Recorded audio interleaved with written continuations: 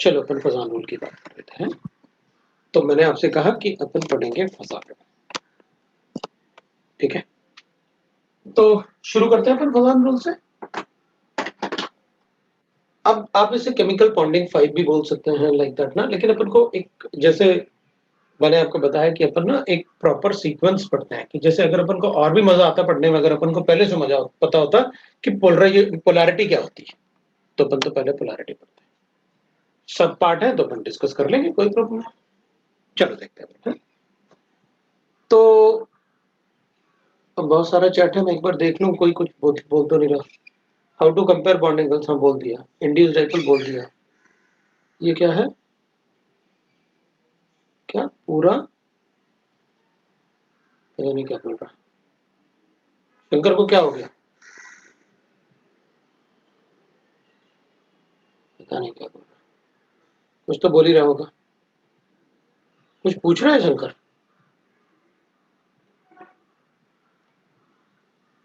ठीक है, नहीं सर, चलो मुझे लगा कुछ पूछ रहा है।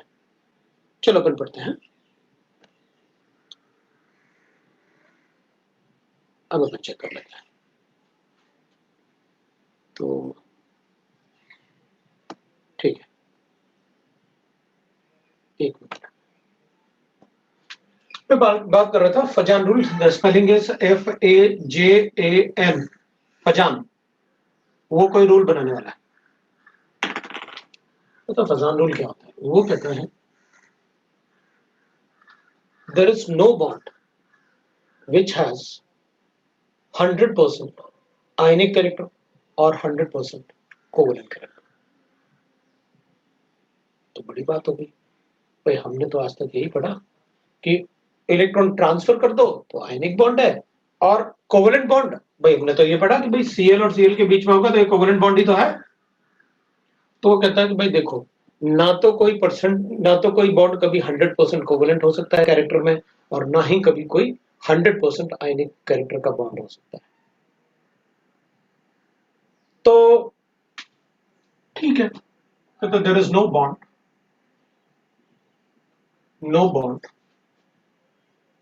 which has 100% आयनिक और कोवलेंट कैरेक्टर। ठीक है, अपन पहले कोवलेंट से शुरू करते हैं, अपन पहले आयनिक से शुरू करते हैं, कोवलेंट को फिर अपन कोवलेंट को उसमें चेक कर लेंगे। क्योंकि अपन को कोवलेंट में तो अपन को लग रहा है यार Cl में बॉन्ड तो है, तो दोनों एटम में कोई इलेक्ट्रोनेगेटिविटी का डिफरेंस तो है नहीं, तो कोवलेंट तो होना ही चाहिए। फिर भी उसको मना कर रहा है, तो कुछ तो हो गई। देखते हैं। वो कहता है whenever the two atoms,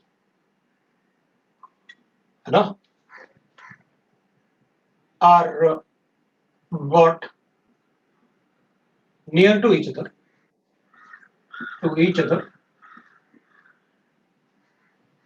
there is always, है ना, disturbance in their electron density, hence in their electron density।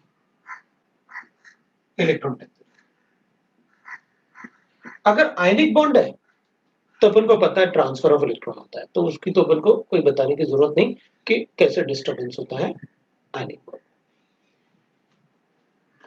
The atoms of different electronegativity, ठीक है, the atoms in the atoms of different electronegativity, in the atoms of different electronegativity,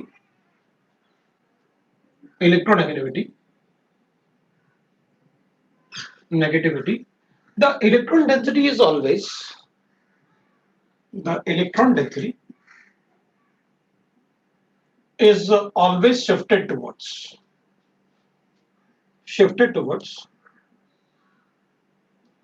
toward electronegative atom,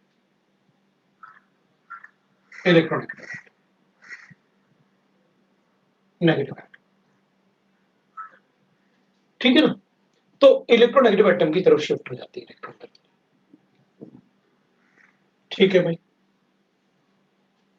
and in atoms of same electronegativity, and in atoms of same electronegativity,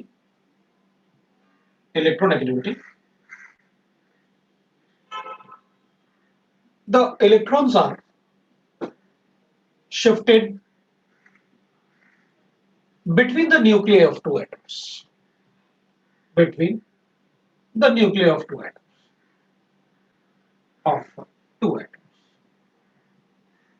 चलो पहले अपन इतने part को ही समझते हैं, उसके बाद फिर अपन बात करते हैं। वो कहते हैं जैसे अपन ने एग्जांपल लिया तो अपन ने कहा देखो भाई, इसमें तो आपको बताने की जरूरत नहीं है कि H और Cl अगर है तो इसका इलेक्ट्रॉन डेंसिटी इसकी तरफ शिफ्टेड होगा, मतलब बॉन्ड होना चाहिए। जैसे अगर अपन Cl लेंगे तो Cl और Cl में जैसे इलेक्ट्रॉन डेंसिटी होता है, ये इलेक्ट्रॉन इसका और ये इलेक्ट्रॉन इसका हो गया, तो अपन क्या कहेंगे भाई, इन दोनों का इलेक्ट्रॉन है तो इसमें जो इलेक्ट्रॉन डेंसिटी होगी वो ऐसे होगी, क्योंकि ऐसे बॉन्ड अपन को सिंगल लाइन के बॉन्ड थोड़ी दिखते हैं एटम्स के बीच में, हमको तो क्लाउड दिखता है। तो इसका जो इलेक्ट्रॉन का क्लाउड होगा ना, वो ऐसे होता है।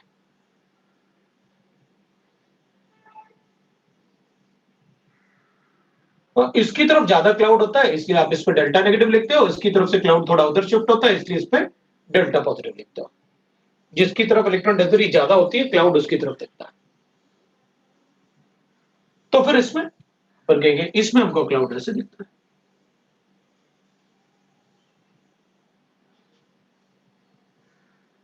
हाँ, तो इसमें तो क्लाउड एक जैसा दिख रहा है दोनों तरफ।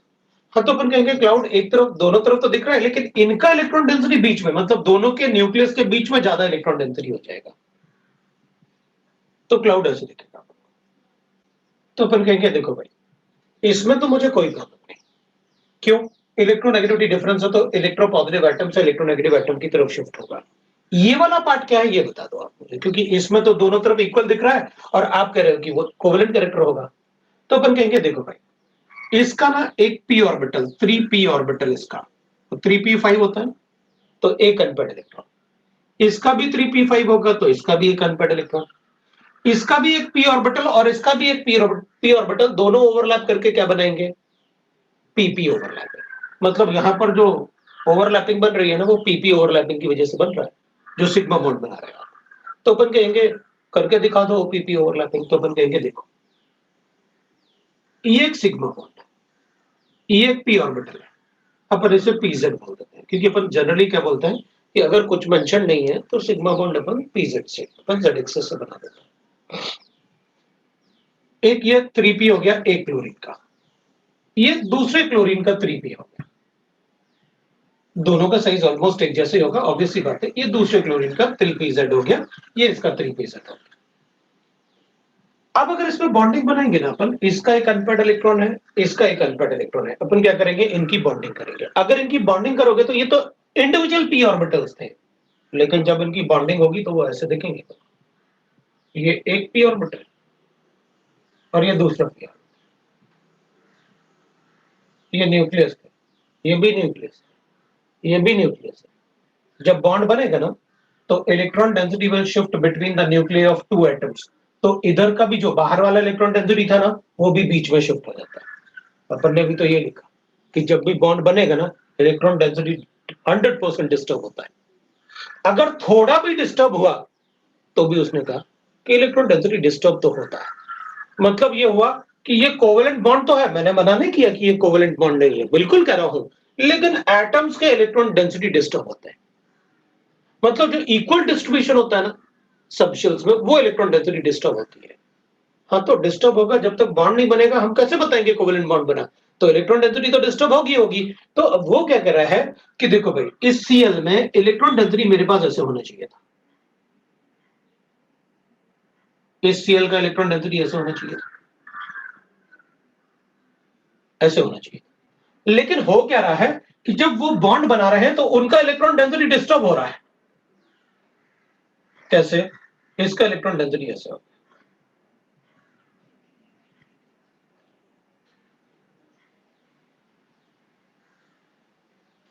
it becomes the electron density become will shift between the nuclei of two atoms। तो वो कह रहे हैं कि भाई फिर तो अपन क्या बोल रहे हैं कि भाई कोवेलेंट बॉन्ड बनाने के लिए ही तो हो रहा है, अगर नहीं शिफ्ट होगी तो बॉन्ड कैसे बनेगा? वो भी यही कह रहा है कि भाई थोड़ा तो डिस्टर्ब हुआ ना इस तरफ से, तो उसमें कुछ ना कुछ तो इधर से, इधर न्यूक्लियस ज्यादा एक्सपोज है, इधर न्यूक्लियस ज्यादा एक्सपोज है, तुमने इलेक्ट्रॉन डेंसिटी तो शिफ्ट किया ना। और अगर किसी में अपन इलेक्ट्रॉन डेंसिटी शिफ्ट करते हैं तो अपन ने पढ़ा था ना इंस्टेंटेनियस डाइपोल। आप अगर किसी एटम का इलेक्ट्रॉन डेंसिटी किसी एक तरफ शिफ्ट करोगे तो आप क्या करोगे, उसी एटम के अंदर मैं डाइपोल लिख सकता हूं। तो वो कह रहे हैं वो डाइपोल जो है ना, उसको मैं डाइपोल बोल सकता, कुछ और नेम दे सकता हूं वो उस डाइपोल को भी, because that is with in the atom.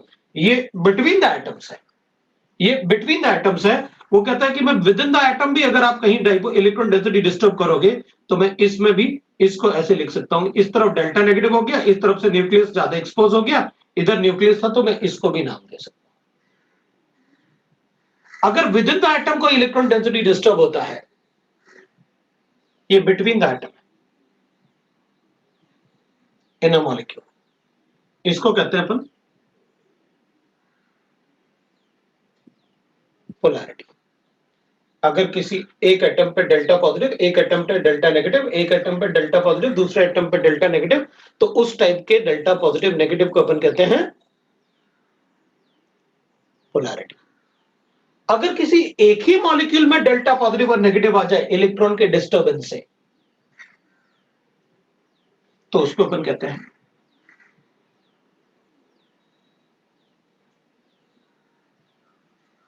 Polarisation is a property of atom, polarity is a property of molecule. मतलब एक मॉलिक्यूल में भी, एक ही एटम के अंदर, मतलब एक एटम के अंदर मैं उसमें भी पोलराइजेशन दिखा सकता हूं। जैसे इलेक्ट्रॉन डेंसिटी डिस्टर्ब किया ना आपने, और वो कहता है कि जितना ज्यादा इलेक्ट्रॉन डेंसिटी एक एटम का डिस्टर्ब होगा, दूसरा एटम जितना ज्यादा बीच में आएगा दोनों का इलेक्ट्रॉन डेंसिटी, मैं कहूंगा उतना अच्छा ओवरलैपिंग हुआ दोनों में, उतना अच्छा कोवेलेंट बॉन्ड बनेगा। क्योंकि इलेक्ट्रॉन डेंसिटी जितनी ज्यादा शेयरिंग होगी दोनों में, उतना अच्छा कोवेलेंट बॉन्ड बनेगा। हम उसे दूसरे लैंग्वेज में क्या बोलते हैं, ऑर्बिटल ओवरलैपिंग अच्छा हो रहा है। ऑर्बिटल ओवरलैपिंग अगर अच्छा होगा, मतलब electron density between the two nuclei is very large, then it will be a highly covalent. But वो कहता है कि भाई कोवेलेंट बॉन्ड बनाने के लिए भी तो आपने इलेक्ट्रॉन डेंसिटी डिस्टर्ब की ना, तो मैं उसे पोलराइजेशन बोल दूंगा। वो कहता है जितना ज्यादा आपने इलेक्ट्रॉन डेंसिटी बीच में लेके आए सो दैट कि वो बॉन्ड अच्छा बने, अच्छा ओवरलैपिंग हो, उसको मैं कहूंगा उतना ज्यादा पोलराइजेशन। और उसने कोवेलेंट बॉन्ड के लिए पोलराइजेशन वर्ड का यूज कर लिया। वो कहता है more the polarisation more is the covalency. किसी का भी इलेक्ट्रॉन डेंसिटी उसके वैलेंस शेल से जितना ज्यादा डिस्टर्ब होगा, उतनी अच्छी कोवेलेंसी।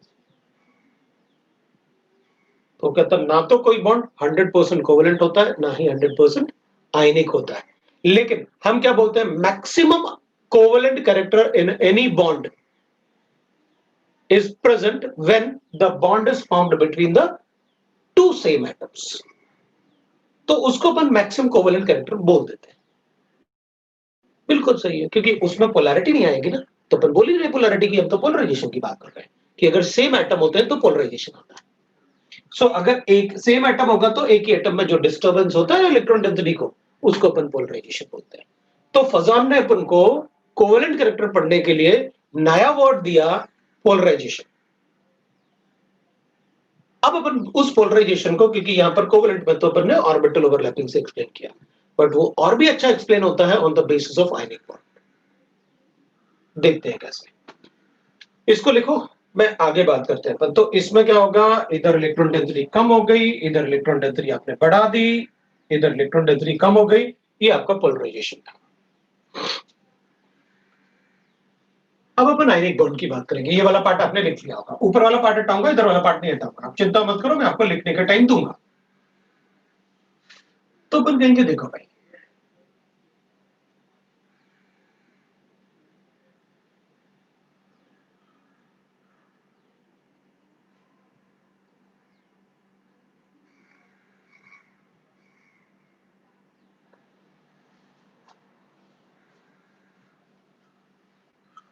वैसे ये सारा पार्ट मैंने आपको सिर्फ समझाने के लिए लिखा, मुझे एक ही सेंटेंस की जरूरत है यहां से। There is no bond which has 100% ionic character और 100% कोवेलेंट कैरेक्टर। दिमाग में ये आपके पास सेंटेंस है, अपन को इन सब की जरूरत नहीं है। वो तो मैंने इसलिए बताया कि आपको दिमाग में ये रहे कि हाँ यार ठीक है, आपने बता रखा है मुझे कि ऐसा होता है। आयनिक बॉन्ड में अपन कहते हैं, आप एक बार ऐसे इसको चेक कर लो, देख लो, और उसके बाद अपन आयनिक बॉन्ड में एग्जांपल लेते हैं अपन NaCl का।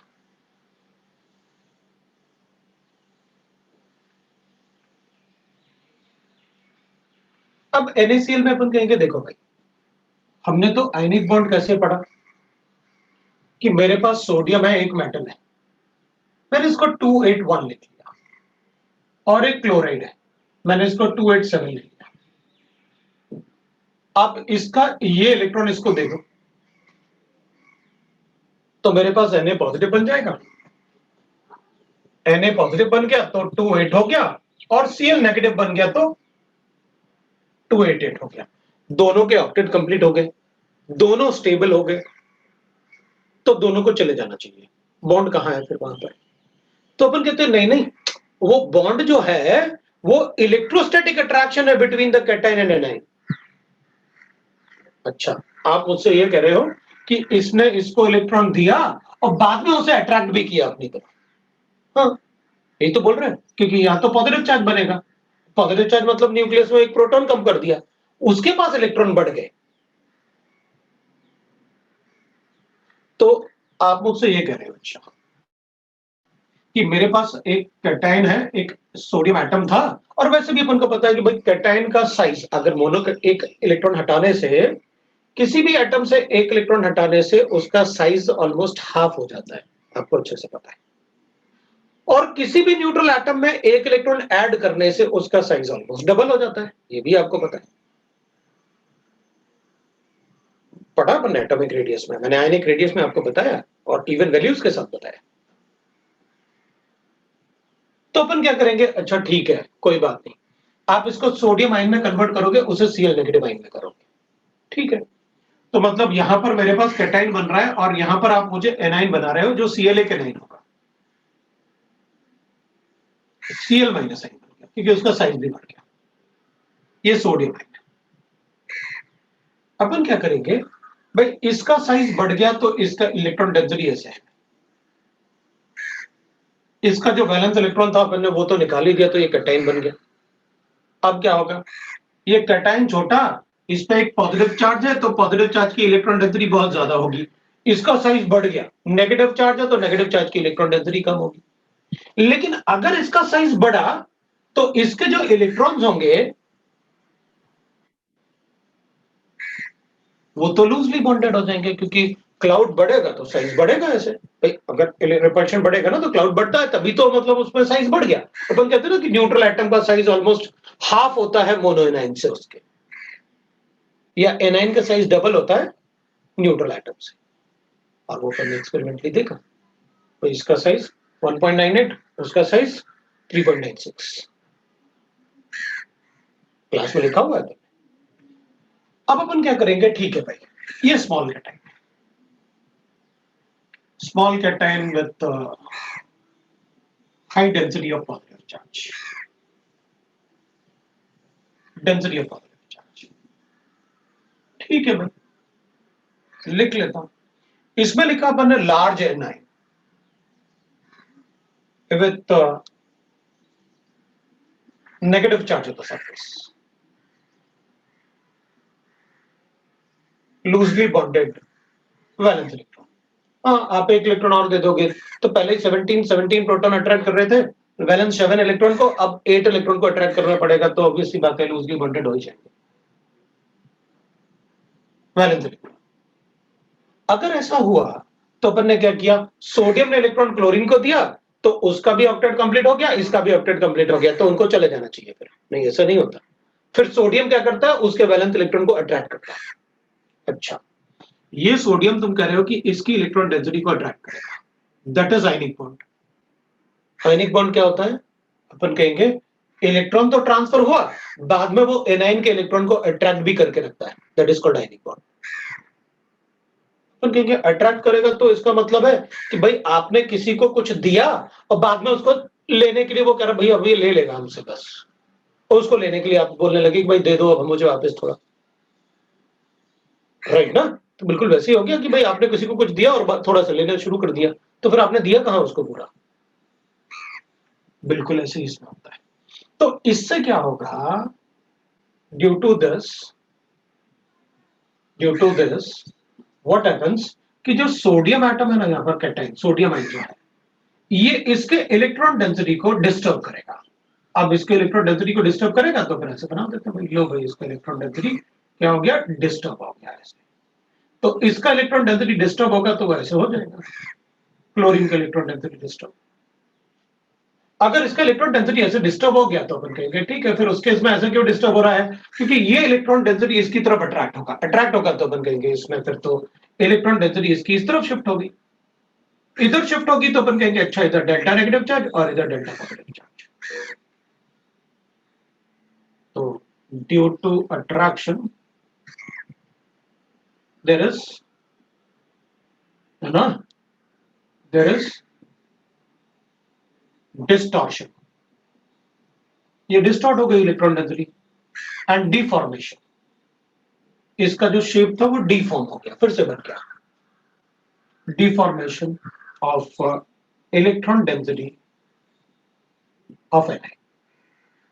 तो यहां पर अपने पास क्या हो जाएगा कि भाई ड्यू टू दैट ये इलेक्ट्रॉन डेंसिटी पुल कर रहा था अपनी तरफ, तो क्या होगा, इसकी इलेक्ट्रॉन डेंसिटी इस तरफ शिफ्ट हो गई, मतलब इसका इलेक्ट्रॉन डेंसिटी डिस्टर्ब भी हो गया और उसका डिफॉर्म हो गया, डिफरेंट तरीके से डिफॉर्म हो गया, फॉर्मेशन हो गया इलेक्ट्रॉन डेंसिटी का।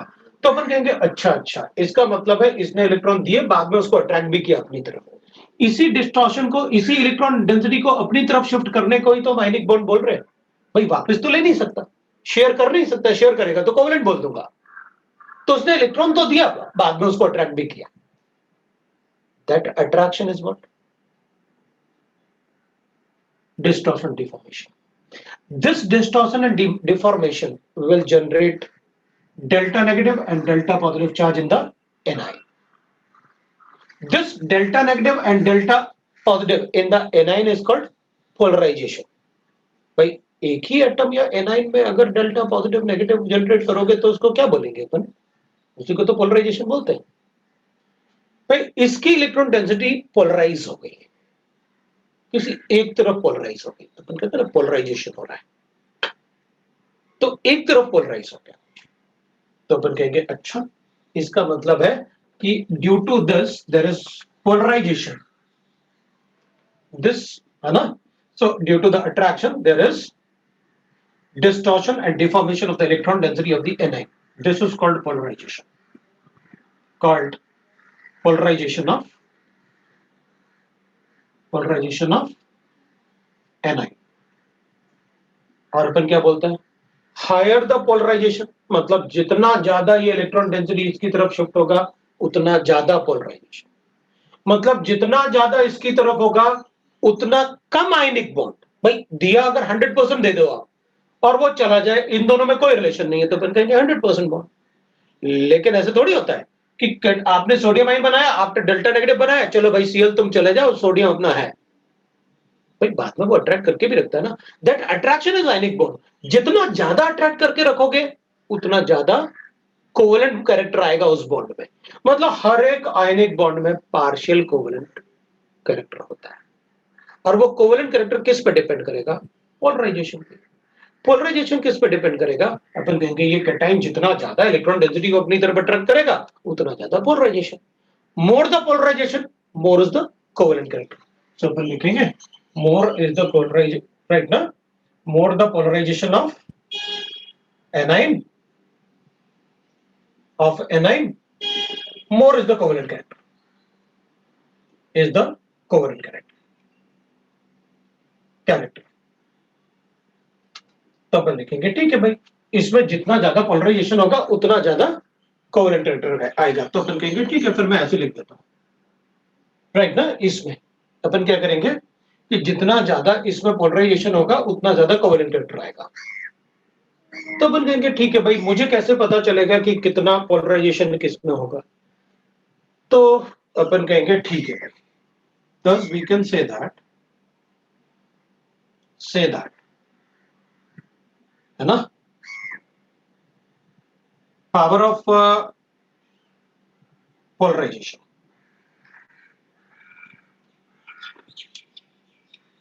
है ना, power of polarization of for cation. भाई कैटाइन का पोलराइजेशन का पावर कैलकुलेट करना चाहता हूं, तो चलो कैटाइन पे फोकस करते हैं। इसमें ये कितना पोलराइज कर सकता है उसको, सिर्फ कैटाइन पे।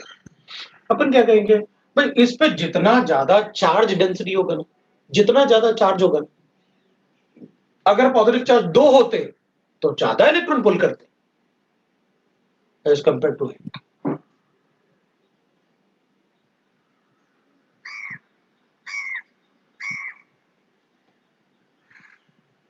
अगर चार्ज ज्यादा होता तो ज्यादा पुल करते। फिर अपन कहेंगे अच्छा ठीक है, चार्ज अगर ज्यादा होता तो पोलराइजेशन अपन ज्यादा कर लेते, कोवेलेंट कैरेक्टर भी ज्यादा होता। फिर अपन क्या बोलते हैं, अपन कहते हैं देखो भाई एक और पार्ट में लिख सकते हो, वो क्या, अगर चार्ज सेम है, चार्ज अगर सेम होता तो जितना छोटा साइज होता, भाई इस पे भी एक पॉजिटिव चार्ज है, इस पे भी एक पॉजिटिव चार्ज है, तो छोटे साइज पे चार्ज डेंसिटी, एक पॉजिटिव चार्ज का चार्ज डेंसिटी ज्यादा होता। तो अपन क्या बोलते हैं, अगर चार्ज सेम है तो जितना छोटा कैटायन का साइज होगा उतनी ज्यादा उसमें पॉजिटिव चार्ज की डेंसिटी होगी, और जितनी ज्यादा पॉजिटिव चार्ज की डेंसिटी होगी उतनी ज्यादा वो उसको अट्रैक्ट करेगा। तो इनवर्सली प्रोपोर्शनल हो जाएगा साइज ऑफ कैटायन से। जितना छोटा, अगर चार्ज सेम है तो साइज छोटा ले लो, और अगर चार्ज ज्यादा है तो ऑब्वियसली बात है, फिर तो कुछ सोचना ही नहीं। अगर 3 पॉजिटिव चार्ज है ज्यादा पोलराइजेशन होता, 2 के कंपैरिजन में, 2 अगर होते तो ज्यादा पोलराइजेशन करता, 3 के कम 1 के कंपैरिजन में। अगर अगर दोनों पे सेम, मान लो मेरे पास ऐसे है LiCl और NaCl, बताओ किसमें ज्यादा कोवेलेंट कैरेक्टर होगा, तो अपन कहेंगे भाई Cl तो दोनों में ही है। ज्यादा पोलराइजेशन कौन कर सकता है, देख लेते हैं कि कौन सा कैटाइन छोटा है, जो ज्यादा छोटा कैटाइन होगा वो इसके नेगेटिव चार्ज को ज्यादा अट्रैक्ट कर पाएगा अपनी तरफ। क्यों, क्योंकि इसमें पॉजिटिव चार्ज की डेंसिटी ज्यादा होगी। ज्यादा पॉजिटिव चार्ज की डेंसिटी मतलब ज्यादा पोलराइजेशन कर पाएगा, ज्यादा पोलराइजेशन कर पाएगा तो ज्यादा कोवेलेंट कैरेक्टर आएगा। आपने साफ साफ लिखा है more the polarization of the anion और मोर द पोलराइजेशन इन दस, इसका इलेक्ट्रॉन डेंसिटी जितना ज्यादा इसकी तरफ जाएगा मैं उतना ज्यादा कोवेलेंट कैरेक्टर बोलूंगा उसमें। ठीक है, लेकिन एक और बात है ना, मान लो इसके ये पोलराइज कर सकता है, उसे खींच सकता है इलेक्ट्रॉन, ये नहीं देगा, आप क्या करोगे, तो अपन कहेंगे उसकी भी कंडीशन लिख देते हैं, जैसे आपने कैटाइन को इससे लेने की कंडीशन है वैसे ये इसकी देने की कंडीशन दे सकते हैं। तो एनाइन क्या हो रहा है, डेल्टा नेगेटिव और पॉजिटिव जनरेट कर रहा है, मतलब उस वो अपने आप में डेल्टा नेगेटिव और पॉजिटिव जनरेट करेगा। मतलब चलो ऐसे लिख देते हैं, ability of anion to get polarize, तो अपन क्या लिख देते हैं उसको, पोलराइजेबिलिटी ऑफ एनाइन। तो अपन क्या लिखेंगे भाई, यहां पर लिख देंगे, इसमें तो पावर लिखना था कितना खींच सकता है, इसमें क्या लिख रहे हैं अपन, पोलराइजेबिलिटी, द एबिलिटी ऑफ, है ना, of anion to get polarize. क्या लिखे अपन, तो सबसे पहले तो यही कहूंगा कि जितना बड़ा साइज उसके वैलेंस इलेक्ट्रॉन उतने ही कम न्यूक्लियस से लूजली बॉन्डेड या उतने ही कम बॉन्डेड होंगे, और जितना कम अट्रैक्शन होगा वैलेंस इलेक्ट्रॉन का न्यूक्लियस में उतना इजीली पोलराइज हो जाएगा। फिर तो अपन क्या देंगे भाई, एनाइन में बड़ा साइज होगा तो मेरे लिए ज्यादा अच्छा होगा, directly proportional to size of anion. फिर और कुछ, इधर भी अपन ऐसे लिखे थे 2 पॉइंट इसमें लिखे, 2 पॉइंट इसमें भी चार्ज की बात कर देते हैं। अगर एनाइन में चार्ज ज्यादा होगा तो साइज ऑटोमेटिकली ज्यादा होगा, तो उनको पता है जितना ज्यादा नेगेटिव चार्ज देखोगे उतना ज्यादा साइज बढ़ेगा एनाइन का, तो चार्ज से भी डायरेक्टली प्रोपोर्शनल। भाई अगर चार्ज इस पे ज्यादा होगा, किसी एनाइन पे चार्ज ज्यादा होगा तो उसका साइज ज्यादा होगा, उसका साइज ज्यादा होगा तो उसके वैलेंस इलेक्ट्रॉन उतने ही ज्यादा लूजली बॉन्डेड होंगे, उतनी ज्यादा उसकी एबिलिटी होगी पोलराइज होने की। तो अपन कहेंगे ठीक है भाई, चार्ज होता है। चलो मान लिया आपसे, अब लेकिन आप मुझे ये पता चल गया कि पोलराइजेबिलिटी और पोलराइजेशन क्या होता है। एक दो एग्जांपल लेके देख लेते हैं। मान लो मेरे पास ऐसे गिवन है, अपन इसमें डिफॉर्मेशन डिस्टॉर्शन आपने लिखा और अपन को पता चल गया कि कैटायन में इलेक्ट्रॉन ट्रांसफर तो करता है, बाद में इनको अट्रैक्ट भी करता है, राइट। तो अपन को पता चल गया कि भाई अगर अपन पोलराइजेशन की बात करेंगे, तो प्रॉपर्टी ऑफ एनाइन है।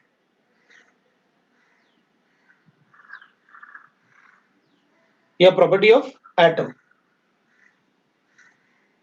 और अगर आप पोलैरिटी की बात करोगे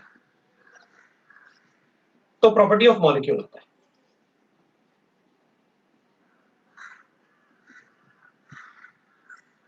मॉलिक्यूल में ही पोलैरिटी हो सकता है। जैसे HCl लिखोगे, this is called polarity between the atoms. और पोलराइजेशन वो तो आपने एक ही एटम में लिखा Cl, that is the difference.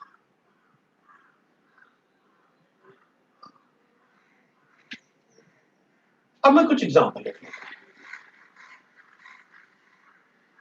एक दो एग्जांपल लिखेंगे फिर अपन को और इजी अच्छे से समझना है। अपन ने लिखा है ऐसे,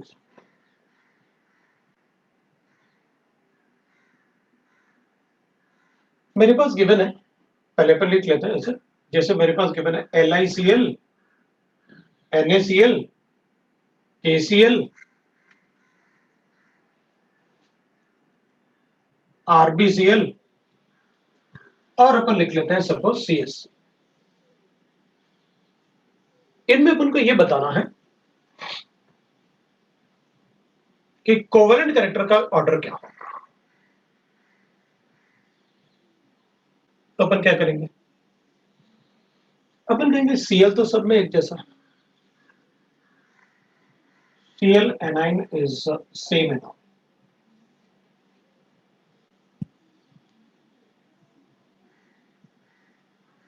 Enough. Then check on the basis of cation. Then check with cation.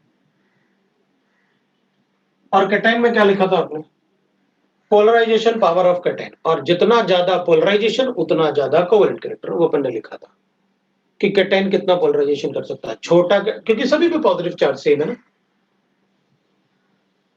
Cation. Since the valency of cation that is charge, valency मतलब charge, since the valency of cation is same, आपके पास charge same is same, so what you will do, you will check on the basis of charge. Thus check on the basis of charge, check on basis of charge। तो मैं charge के basis पे check कर लेता हूं, charge density.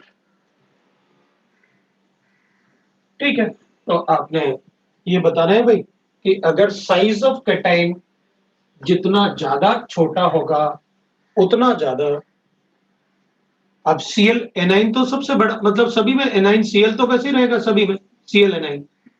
अभी cation जितना छोटा होगा जैसे लिथियम, तो ये ज्यादा पुल कर पाएगा क्योंकि चार्ज डेंसिटी लिथियम पे ज्यादा हो। चार्ज डेंसिटी लिथियम पे ज्यादा होगी तो ये ज्यादा पुल करेगा इलेक्ट्रॉन इससे। अगर हम कहेंगे भाई फिर सोडियम में क्या प्रॉब्लम है, तो अपन कहेंगे भाई देखो सोडियम में ना चार्ज डेंसिटी कम हो गई, जो चार्ज यहाँ पर पॉजिटिव चार्ज होगा ना इसके सरफेस पे वो कम हो गया, तो पूरा डिस्ट्रीब्यूट करना पड़ेगा ना सिमेट्रिकली, पूरा सिमेट्रिकली डिस्ट्रीब्यूट करना होगा चार्ज। तो अपन कहेंगे फिर इस तरफ ये कम ही अट्रैक्ट करेगा इसको। पोटेशियम हुआ तो और बढ़ जाएगा, अभी पोटेशियम और हो गया ऑलमोस्ट वैसे ही हो गया, तो चार्ज डेंसिटी और कम हो गई, फिर तो और कम होगा। तो इसका मतलब है जो कैटाइन इससे ज्यादा इलेक्ट्रॉन अट्रैक्ट करेगा वो कैटाइन इसमें डेल्टा पॉजिटिव और डेल्टा नेगेटिव ज्यादा जनरेट करेगा, उसमें कोवेलेंट कैरेक्टर ज्यादा होगा। वैसे तो आपने लिखा है साइज ऑफ कैटाइन, अगर चार्ज सेम है तो ऑब्वियसली बात है जिसका साइज छोटा होगा कैटाइन का उसमें कोवेलेंट कैरेक्टर भी ज्यादा होगा, तो आयनिक कैरेक्टर कम हो जाएगा। Like that we can write. तो अपन कहेंगे ठीक है भाई, वी गॉट इट, कि भाई फजान रूल है क्या। अब मैं क्या करता हूं आपको कि भाई ठीक है, थोड़ा सा आइडिया हमें ये पता चल गया कैसे कैलकुलेट करना है। मैं आपको एक पार्ट ऐसे बता, मतलब मैं कंपाइल करके जो भी अपने ने पढ़ा उसका एक कंपाइलेशन करके फिर अपन आंसर सॉल्व, क्वेश्चन सॉल्व करेंगे काफी सारे। तो अपन लिखेंगे कंडीशंस फॉर कोवेलेंट कैरेक्टर। मैं कैसे बता सकता हूं कि किसी भी मॉलिक्यूल में कितना कोवेलेंट कैरेक्टर है और कितना आयनिक कैरेक्टर? कंपैरिजन, अपन रिलेटिव की बात कर रहे हैं, अपन कोई कैलकुलेशन थोड़ी बता रहे हैं कि 20 कोवेलेंट कैरेक्टर या 90 कोवेलेंट कैरेक्टर, ऐसा नहीं बता रहे अपन बता रहे हैं रिलेटिवली, वही बता सकते हैं अपन। तो कंडीशन फॉर कोवेलेंट कैरेक्टर का मतलब है कि भाई फर्स्ट कंडीशन जो मैं कोवेलेंट कैरेक्टर के लिए चेक करूंगा ना, that will be higher charge on cation और एनाइन। मैं इससे बता दूंगा, अगर कैटाइन और एनाइन पे अगर ज्यादा चार्ज है तो उनका कोवेलेंट कैरेक्टर ज्यादा हो। मैं आपको एक्सप्लेन भी करूंगा हर एक पॉइंट में।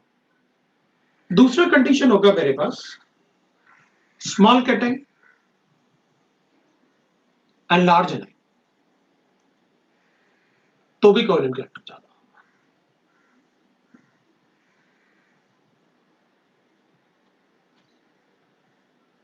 ये दोनों कंडीशन काफी होता है।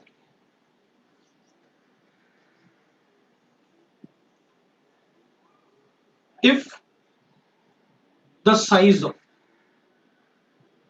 cation and anion is same,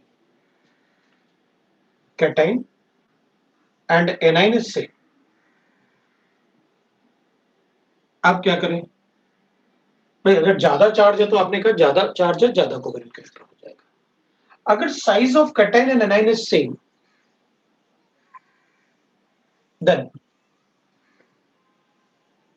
the cation with 18 electron in valence shell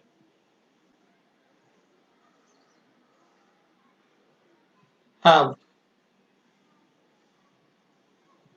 18 electron in valence shell। इसको ये 18 इलेक्ट्रॉन जब वैलेंस शेल में होता है तो अपन सूडो इनर्ट गैस कॉन्फ़िगरेशन बोलते हैं उसे। have more covalent character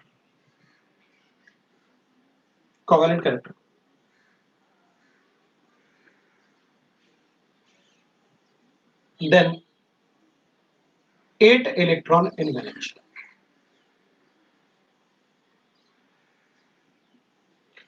मुझे लगता है इसमें तो मुझे आंसर आपको दे ही देना चाहिए, क्योंकि इसमें आपको बहुत सारे एग्जांपल नहीं मिलने वाले, इसमें तो बहुत कम एग्जांपल मिलेंगे। जैसे मैं एग्जांपल लिख लेता हूं, मेरे पास ऐसे गिवन है, एक्चुअली मतलब मैं एक्सपेरिमेंटल फैक्ट बता रहा हूं। NaCl और CuCl, मतलब Cl तो सेम है दोनों पे, Na पॉजिटिव का साइज और Cu+1 का साइज एग्जैक्टली सेम होता है। वो एक्सपेरिमेंटल फैक्ट है। अब आप ये नहीं कह सकते सर लिख के बताओ, आप ऐसे बताओ कैसे होगा सेम, हम कैसे मान लें ये होता है, ये मैं बता रहा हूं आपको।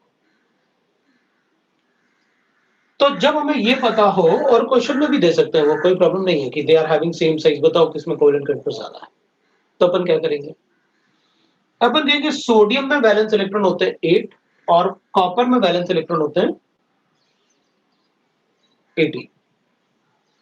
तो अपन क्या करेंगे? तो अपन कहेंगे इसका कोवेलेंट कैरेक्टर ज्यादा होगा इससे, क्योंकि इसमें 18 इलेक्ट्रॉन है, इसमें 8 इलेक्ट्रॉन है, ये कोवेलेंट कैरेक्टर। तो अपन कहेंगे ऐसा क्यों किया आपने? तो अपन कहेंगे देखो भाई, अगर कैटाइन का साइज सेम है, अपन कंसेप्चुअली तो देख ही सकते हैं कि भाई ये सोडियम आयन है, ये कॉपर आयन है, अगर ये सेम है तो अब ये कोई कैटाइन थोड़ी अट्रैक्ट कर रहा होगा इलेक्ट्रॉन, इलेक्ट्रॉन तो उसके न्यूक्लियस में, ये भी Cl है इसका, ये भी Cl है इसका। बताओ इसके न्यूक्लियस के 18 इलेक्ट्रॉन, मतलब जो प्रोटॉन होंगे, इसमें कितने प्रोटॉन होंगे? 29 प्रोटॉन। इसमें कितने प्रोटॉन होंगे? 8 प्रोटॉन। तो कौन से प्रोटॉन इसके इलेक्ट्रॉन को ज्यादा अट्रैक्ट कर सकते हैं? ऑब्वियसली बात है, इसमें न्यूक्लियर चार्ज बहुत ज्यादा है उसके कंपैरिजन में। तो जिसमें वैलेंस इलेक्ट्रॉन 18 होंगे, ऑब्वियसली बात है उसका न्यूक्लियर चार्ज भी ज्यादा रहा होगा अगर साइज सेम है तो।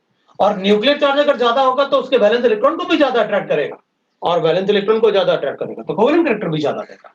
इसलिए आपने लिखा कि जिसके वैलेंस इलेक्ट्रॉन 18 हो, क्योंकि अंदर जो इलेक्ट्रॉन होंगे वो 2 8 18 आएगा ना, तो अपन कहेंगे जो अंदर इलेक्ट्रॉन होंगे, वो जो अंदर न्यूक्लियस में जो प्रोटॉन होंगे, ऑब्वियसली बात है उसमें प्रोटॉन ज्यादा रहे होंगे। तो इसके 29 प्रोटॉन, इसके 11 प्रोटॉन, तो ऑब्वियसली बात है साइज अपन ज्यादा ही बताएंगे इसको। बिल्कुल वैसे ही मैं कहूँगा ऐसे। अब ये जो एग्ज़ाम्पल होता है ना, ये तो आपको याद ही रखने पड़ेंगे, क्योंकि कुछ एक ही एग्ज़ाम्पल है, जिनमें ऐसे होता है। तो अपन कहेंगे जैसे दूसरा एग्ज़ाम्पल मैं एक और लिख देता हूँ, जो अपन को जनरली पूछ लेते हैं। जैसे अपन मैग्नीशियम का साइज़ लेते हैं, अब एनाइन में सेम ले लेता हूँ।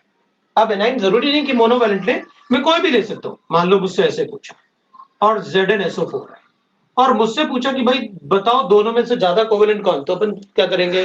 अपन कहेंगे पहले चेक कर लेते हैं एनाइन, दोनों में सेम है, उसको भूल जाओ। कैसे चेक करें? कैटाइन से।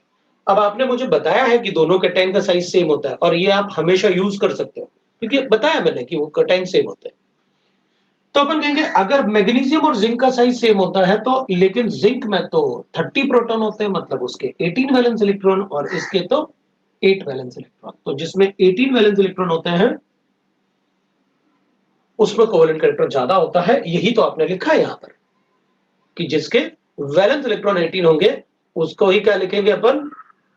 कोवेलेंट कैरेक्टर ज्यादा होगा। तो इसमें भी कोवेलेंट कैरेक्टर अपन ने लिखा, इसका ज्यादा होगा। अच्छा, जिसके अब एक इनर्ट गैस कॉन्फ़िगरेशन बोलते हैं, तो अपन कहते हैं ऑक्टेट कंप्लीट। लेकिन ये वर्ड जो है ना, सूडो इनर्ट गैस कॉन्फ़िगरेशन, ये अपन सिर्फ 18 इलेक्ट्रॉन के लिए बोलते हैं। जिसके वैलेंस इलेक्ट्रॉन 18 होंगे उसी को ही अपन सूडो इनर्ट गैस कॉन्फ़िगरेशन बोल सकते हैं, सूडो इनर्ट गैस। वरना अपन कहेंगे इनर्ट गैस तो सर 8 भी होता है, इनर्ट गैस तो 2 भी होता है, फिर आप 18 ही क्यों ले रहे हो? क्योंकि ये एक्सपेरिमेंटली हमने चेक किया कि आप सूडो इनर्ट गैस कॉन्फ़िगरेशन 18 को ही बोल सकते हो आप। उतना इलेक्ट्रॉन तो होना चाहिए तब बोलेंगे अपन, इसलिए मैंने 18 इलेक्ट्रॉन वाले में लिखे लेकिन 8 में नहीं लिखा। अब वो पार्ट आपको पता होना चाहिए, आपको रट लो, जो भी करना है आप कर सकते हैं। अब अगर मुझे कोवेलेंट कैरेक्टर जानना आ गया कि भाई व्हाट आर द कंडीशन जिसमें मैं कि कोवेलेंट कैरेक्टर बता सकता हूं, तो ठीक है, इसके बेसिस पे मैं दूसरे मॉलिक्यूल में आयनिक बता दूंगा कि भाई किस में आयनिक कैरेक्टर ज्यादा होगा। लेकिन फिर भी अपन एक बार ये भी लिख लेंगे कि मैं कैसे प्रेडिक्ट करूंगा कि किस मॉलिक्यूल में आयनिक कैरेक्टर ज्यादा है। यहां पर जो मैंने लिखा ना ABC, वो डिक्रीजिंग ऑर्डर ऑफ प्रायोरिटी है। मतलब अगर चार्ज हायर है तो मैं बाकी पार्ट चेक नहीं करूंगा, उसी में कोवेलेंट कैरेक्टर ज्यादा होगा। मैं एग्जांपल दूंगा आपको कोवेलेंट कैरेक्टर के लिए, क्योंकि अगर कोवेलेंट कैरेक्टर का ऑर्डर लिखेंगे तो आपको आयनिक कैरेक्टर का भी ऑर्डर पता चल गया ना। तो अब अगर मुझे कोवेलेंट कैरेक्टर पता है, आप एक बार आयनिक और बता दो, तो चलो मुझे कहीं अगर कोवेलेंट नहीं पता चल रहा है कि कैसे बताऊं, मैं आयनिक से बता दूंगा। तो मुझे आयनिक की कंडीशन भी आप बता दो, क्योंकि मेरे लिए तो जो कोवेलेंट ज्यादा होगा वो आयनिक कम हो जाएगा, जो आयनिक ज्यादा होगा वो कोवेलेंट कम हो जाएगा। तो मैं दोनों से चेक कर सकता हूं, फिर तो गलती होने के चांसेस ही खत्म हो जाएंगे हमारे। तो अपन क्या करेंगे? Condition for ionic character, condition for ionic character. Ionic character के लिए अपन क्या करेंगे? फर्स्ट कंडीशन लिखेंगे that is low ionization energy of cation। Upon electron donor की बात कर रहे हैं, and high electron affinity of anion. एक तो पहले मैं ये चेक करूंगा। तो अब इसमें तो ऐसे लग रहा है कि आप न्यूमेरिकल डाटा की बात करने लगे। अब लो आयनाइजेशन एनर्जी है तो ऑब्वियस सी बात है, अल्कली मेटल की बात कर रहे होगे, या अल्कलाइन अर्थ मेटल, या मुझे मेटेलिक कैरेक्टर ज्यादा चेक करना है कि भाई किसका मेटेलिक कैरेक्टर ज्यादा है और किस में नॉन मेटेलिक कैरेक्टर ज्यादा है, उसका एनाइन की इलेक्ट्रॉन अफिनिटी ज्यादा होगी। क्योंकि जिसका नॉन मेटेलिक कैरेक्टर ज्यादा होता है जनरली उसकी इलेक्ट्रॉन अफिनिटी ज्यादा। दूसरा, लो चार्ज ऑन कैटायन। आपने यहां पर हायर चार्ज लिखा है कैटायन। तो मैं इन दोनों के बेसिस पे ये बता सकता हूं कि किसमें आयनिक कैरेक्टर ज्यादा होगा और किसमें कोवेलेंट कैरेक्टर ज्यादा होगा, ये बता सकता हूं इन दोनों के बेसिस पे। So this is ionic and covalent character के लिए कंडीशंस। ठीक है, तो अपन ने लिखा। अब किसी ने अपन से ये पूछा, एक तो डिफरेंस पूछा था, दूसरा अपन से पूछा था कि सर Cl और Cl के बॉन्ड में आयनिक कैरेक्टर कहां है। हाँ, तो अपन उसको बता दें। एक मिनट, अपन इसका एग्जांपल नहीं लिख रहे, अपन उसको बता रहे हैं। जिसने पूछा अपन से कि Cl और Cl में वो कैरेक्टर कहां है, तो ये अपन ने डिफॉर्मेशन डिस्टॉर्शन किया था ना उसके साइज इलेक्ट्रॉन डेंसिटी का। तो अपन ने यहाँ पर डेल्टा पॉजिटिव, यहाँ डेल्टा नेगेटिव कर लिया था, यहाँ पर डेल्टा नेगेटिव और इस तरफ डेल्टा पॉजिटिव कर लिया था, क्योंकि अपन ने इलेक्ट्रॉन डेंसिटी सारी कहां लेके आ गए थे, इधर लेके आ गए थे दोनों की इलेक्ट्रॉन डेंसिटी, इसलिए अपन ने लिखा। तो पोलराइजेशन हो गया था दोनों Cl में। तो दोनों का जो सिमेट्रिकल डिस्ट्रीब्यूशन था ना इलेक्ट्रॉन डेंसिटी का, वो डिस्टर्ब किया। अगर डिस्टर्ब किया तो आपने चार्जेस डेवलप किया, और चार्जेस अगर वो 0.0001% भी है ना, तब भी कहूंगा कि 100% आयनिक करेक्टर नहीं था, या 100% कोवैलेंट करेक्टर नहीं था। अब चलो पहले अपन एग्जांपल की बात करते हैं, ठीक है ना। बिल्कुल आप आयनिक करेक्टर, मैं तो कोवैलेंट करेक्टर चेक करूंगा, अगर नहीं बन रहा है तो आयनिक से चेक कर लूंगा, मेरा मतलब ये होगा। बिल्कुल कर सकते हो आप रिवर्स करके, कोई प्रॉब्लम नहीं है, तभी तो दोनों को लिख दिया मैंने। चलो अपन एग्जांपल की बात करते हैं, पहले मैं कुछ एग्जांपल लिखूंगा। मैं ना, ये तो एग्जांपल मैं खुद बता रहा हूं आपको कि भाई ये एग्जांपल्स है, ठीक है।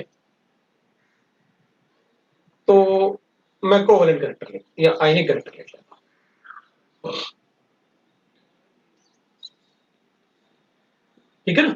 मैं आयनिक करेक्टर लिखूंगा तो मैं ऐसे कर लेता हूं, NaCl का आयनिक करेक्टर ज्यादा होगा MgCl2 से, ज्यादा होगा Al से। वाइट इज, आपने लिखा ना, ज्यादा चार्ज ज्यादा कोवैलेंट करेक्टर, हायर चार्ज अनकैटाइन और एनाइन। इसमें एनाइन पे तो -1 चार्ज है सभी में, तो मैं लिख सकता हूं। तो इधर कैटाइन जितना ज्यादा होगा चार्ज, उतना छोटा कैटाइन, और चार्ज डेंसिटी उतना ज्यादा इलेक्ट्रॉन पुल करेगा, उतना ज्यादा पोलराइजेशन ऑफ द एनाइन। तो अपन करेंगे ठीक है, अच्छा समझ में आ गया मुझे, लेकिन आप इसको बताओ, इसको कैसे करूं। तो अपन क्या कहेंगे, देखो सल्फेट तो दोनों में सेम है, अब कैटाइन के बेसिस पे कर लेते हैं। इसमें कैटाइन पे +1 चार्ज होता है, इसमें कैटाइन पे +2 चार्ज होता है। तो फिर ठीक है, चार्ज अगर ज्यादा होगा तो कोवैलेंट करेक्टर ज्यादा होगा। हाँ, लेकिन यहां तो 2 सोडियम है। हाँ, तो एक ही चार्ज, एक ही, हम तो पर एटम पे चेक करेंगे ना, किस पे कितना चार्ज प्रेजेंट है। वरना यहाँ भी तो अपन कहते हैं यहाँ तो 3 Cl है, यहाँ तो 2 Cl है, यहाँ पे तो Cl है। तो अपन क्या करेंगे, एनाइन तो सेम है, चलो कैटाइन के बेसिस पे देखते हैं। एक सोडियम कितने इलेक्ट्रॉन को पुल कर सकता है, और एक मैग्नीशियम कितने इलेक्ट्रॉन को पुल कर सकता है। जो ज्यादा इलेक्ट्रॉन को पुल कर पाएगा उस पर अगर ज्यादा चार्ज है तो ज्यादा पोलराइजेशन, ज्यादा पोलराइजेशन ज्यादा कोवैलेंट करेक्टर। ओके, मतलब मैं ऐसे भी कैलकुलेट कर सकता हूँ, ठीक है। तो अगर मैं ऐसे लिखूं, मेरे पास ऐसे गिवन है, MgCl2 है और मेरे पास MgSO4 है। अब बताओ किस पे ज्यादा होगा। तो अपन कहेंगे देखो भाई, मैग्नीशियम तो सेम था, लेकिन इस पे -1 चार्ज है, इस पे +-2 चार्ज है। ज्यादा चार्ज ज्यादा कोवैलेंट करेक्टर, आयनिक लिख रहे हैं ना अपन, ज्यादा आयनिक करेक्टर। कम चार्ज ज्यादा आयनिक करेक्टर, मतलब ज्यादा चार्ज होगा तो ज्यादा आयनिक करेक्टर होगा, ज्यादा ज्यादा चार्ज होगा तो ज्यादा कोवैलेंट करेक्टर होगा। अगर कम चार्ज होगा तो आपने लिखा ना, low charge on cation anion, यहां पर आपने साफ साफ लिखा higher charge on cation A9.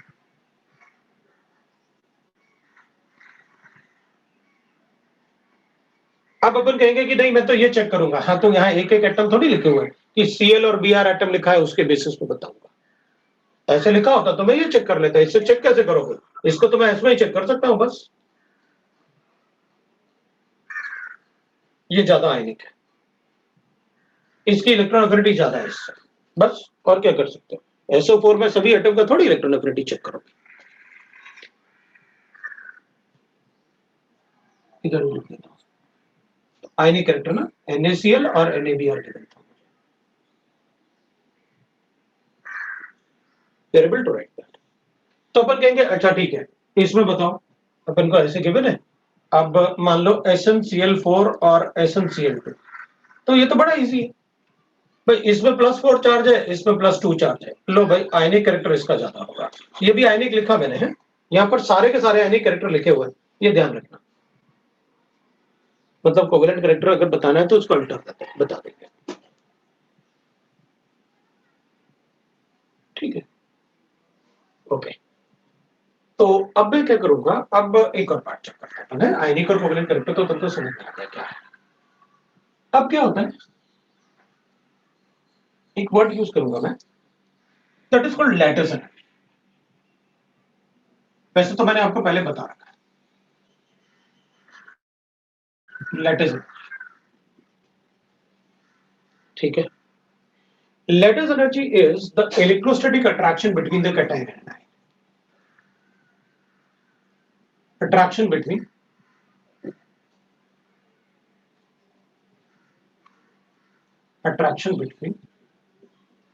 cation and anion।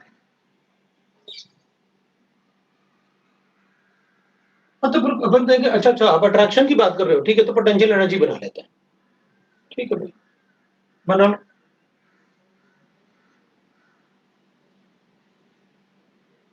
आपने बताया ना अट्रैक्शन के लिए पोटेंशियल एनर्जी बना सकते हैं। हाँ तो ठीक है, मैं लेटिस एनर्जी, अगर पोटेंशियल एनर्जी तो ऐसे होता है Q1 Q2 divided by R। यहाँ पर ऐसे लिख लेते, lattice energy will be equal directly proportional to that is Q1 Q2 divided by R। एक ही बात है, आप पोटेंशियल एनर्जी आपने लिखा था ब्रैकेट के नीचे,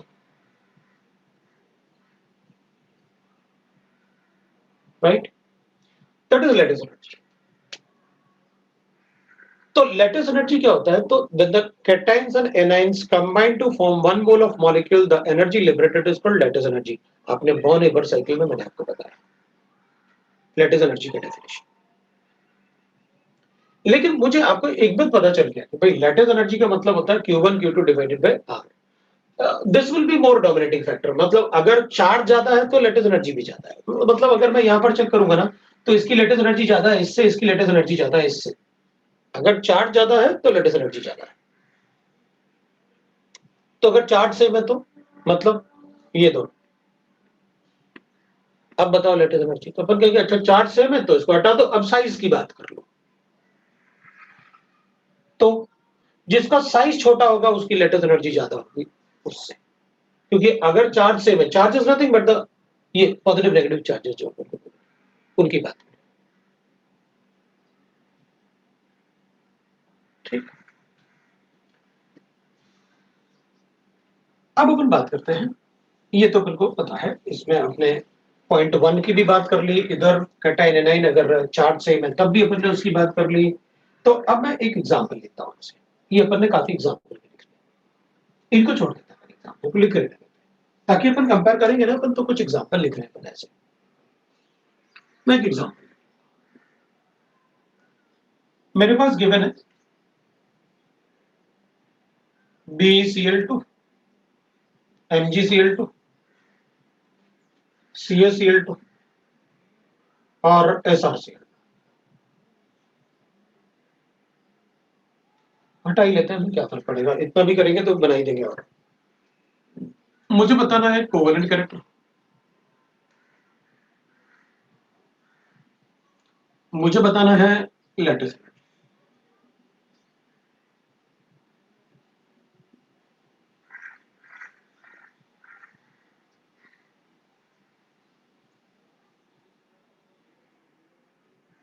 मुझे बताना है मेल्टिंग पॉइंट।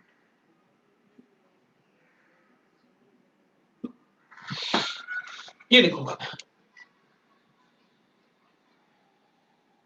तो अपन कहेंगे ठीक है, मतलब अब जब पढ़ ही रहे हैं तो थोड़ा थोड़ा अगर नया वर्ड इंट्रोड्यूस करना है तो कर देते हैं, है ना। तो अपन क्या करेंगे, कोवेलेंट कैरेक्टर, चलो भाई ठीक है, एनाइन तो सेम है, कैटायन देख लेते हैं सबसे छोटा किसका है, क्योंकि जितना छोटा कैटायन उतना ज्यादा पोलराइजेशन पावर, जितना ज्यादा पोलराइजेशन पावर उतना ज्यादा कोवेलेंट कैरेक्टर। BeCl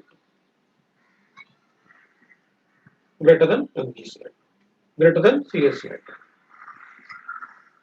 ये तो हो गया भाई कोवेलेंट। लेटिस एनर्जी, और चार्ज तो दोनों पे सेम है भाई, इस पे भी +2 है, इधर टोटल नेगेटिव -2 है, ये भी +2 है, ये भी -2 है, चार्ज तो सेम। Cl से तो बता नहीं सकते क्योंकि सभी में Cl2 है, तो फिर साइज से बता दो, जिसका साइज छोटा होगा उसका लेटिस एनर्जी ज्यादा होगा।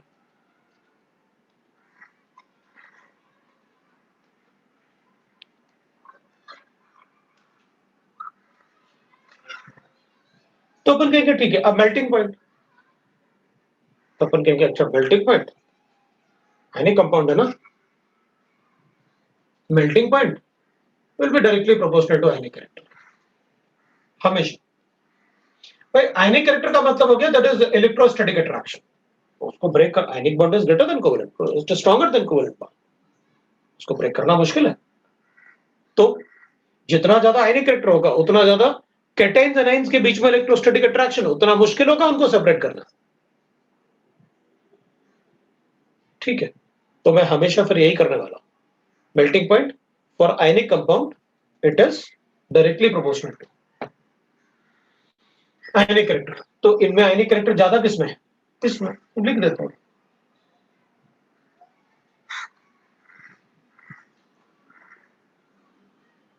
ठीक है, दूसरा एग्जांपल लेते हैं। अब आप इसमें बता देना अपन कहेंगे मेरे पास ऐसे क्या है।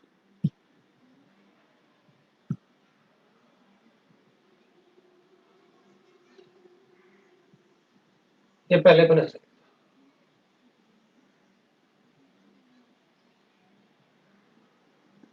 वो भी लेंगे अपन, बस मैं तो थोड़ा आराम आराम से ना, ताकि अपन कंसेप्ट एक एक स्टेप बाय स्टेप अपन को पता चलता जाए तो और मजा आता है अपन को। अपन ऐसे करें ये लेकिन अपन को एक बात पता चल गया है, आयनिक मेल्टिंग पॉइंट आप कैसे बताते हो? आयनिक कैरेक्टर से बताते हो। चलो इसकी बात करते हैं। कोवेलेंट कैरेक्टर बताना है अपन को, आयनिक और इसमें लेटेस्ट एनर्जी बतानी है अपन को, और अपन को मेल्टिंग पॉइंट और सॉल्बिलिटी इन वाटर में बताना। अब तो मैं सॉल्बिलिटी की भी बात करूंगा, इसमें भी कर सकता था, क्या प्रॉब्लम, लेकिन मेरी मर्जी, मैं वहां से शुरू करना चाहता हूं। तो अपन कहेंगे भाई कोवेलेंट कैरेक्टर, अब इसमें कैटाइन सेम है, तो एनाइन जिसमें बड़ा होगा उसमें पोलराइजेशन सबसे ज्यादा होगा, क्योंकि कैटाइन सेम है, जिसका बड़ा एनाइन होगा उसके इलेक्ट्रॉन ज्यादा अट्रैक्ट होंगे कैटाइन की तरफ, तो पोलराइजेशन ज्यादा है, तो कोवेलेंट कैरेक्टर ज्यादा होगा। मतलब lithium iodide has maximum covalent character.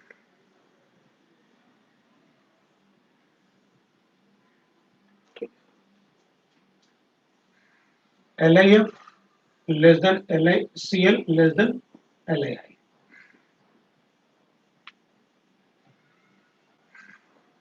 Lattice energy तो साइज पे डिपेंड करेगा, चार्ज तो सेम है। LiF, LiCl, LiBr और Lii। मेल्टिंग पॉइंट आयनिक कैरेक्टर पर डिपेंड करेगा, जिसका आयनिक कैरेक्टर ज्यादा है उसका मेल्टिंग पॉइंट ज्यादा है। ठीक है, LiF, LiCl, LiBr और Lii।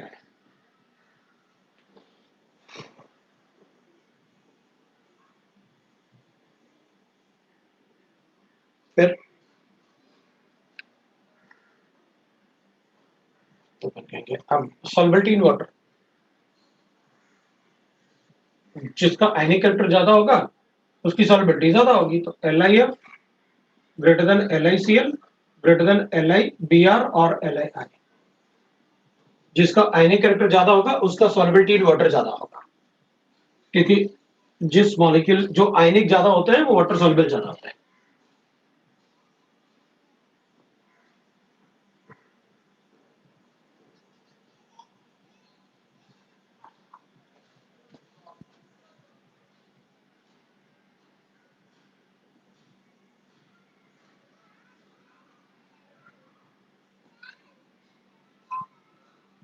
LiCl, LiBr and Lii they are water insoluble। Why it is so? Because उनमें पोलराइजेशन इतना ज्यादा है कि वो डिसोसिएट होते ही नहीं वाटर में। तो अपन कहेंगे ऐसे कैसे हो सकता है, आयनिक कंपाउंड है और वाटर सॉल्युबल नहीं है। तो अपन कहेंगे भाई हमने कब कहा कि आयनिक कंपाउंड सारे के सारे वाटर सॉल्युबल है? भाई आप तो ये भी लिखते हो BaSO4 is a white PPT. इस सल्फेट का टेस्ट लगाते हैं स्कूल में, स्कूल छोड़ो अपन स्कूल जाते ही नहीं तो कैसे बताएं। BaCl2 है, आप इसमें H2SO4 डाल दो, तो H2SO4 डालोगे तो क्या बनेगा आपके पास, बेरियम सल्फेट का वाइट पीपीटी और HCl बन जाएगा ऐसे।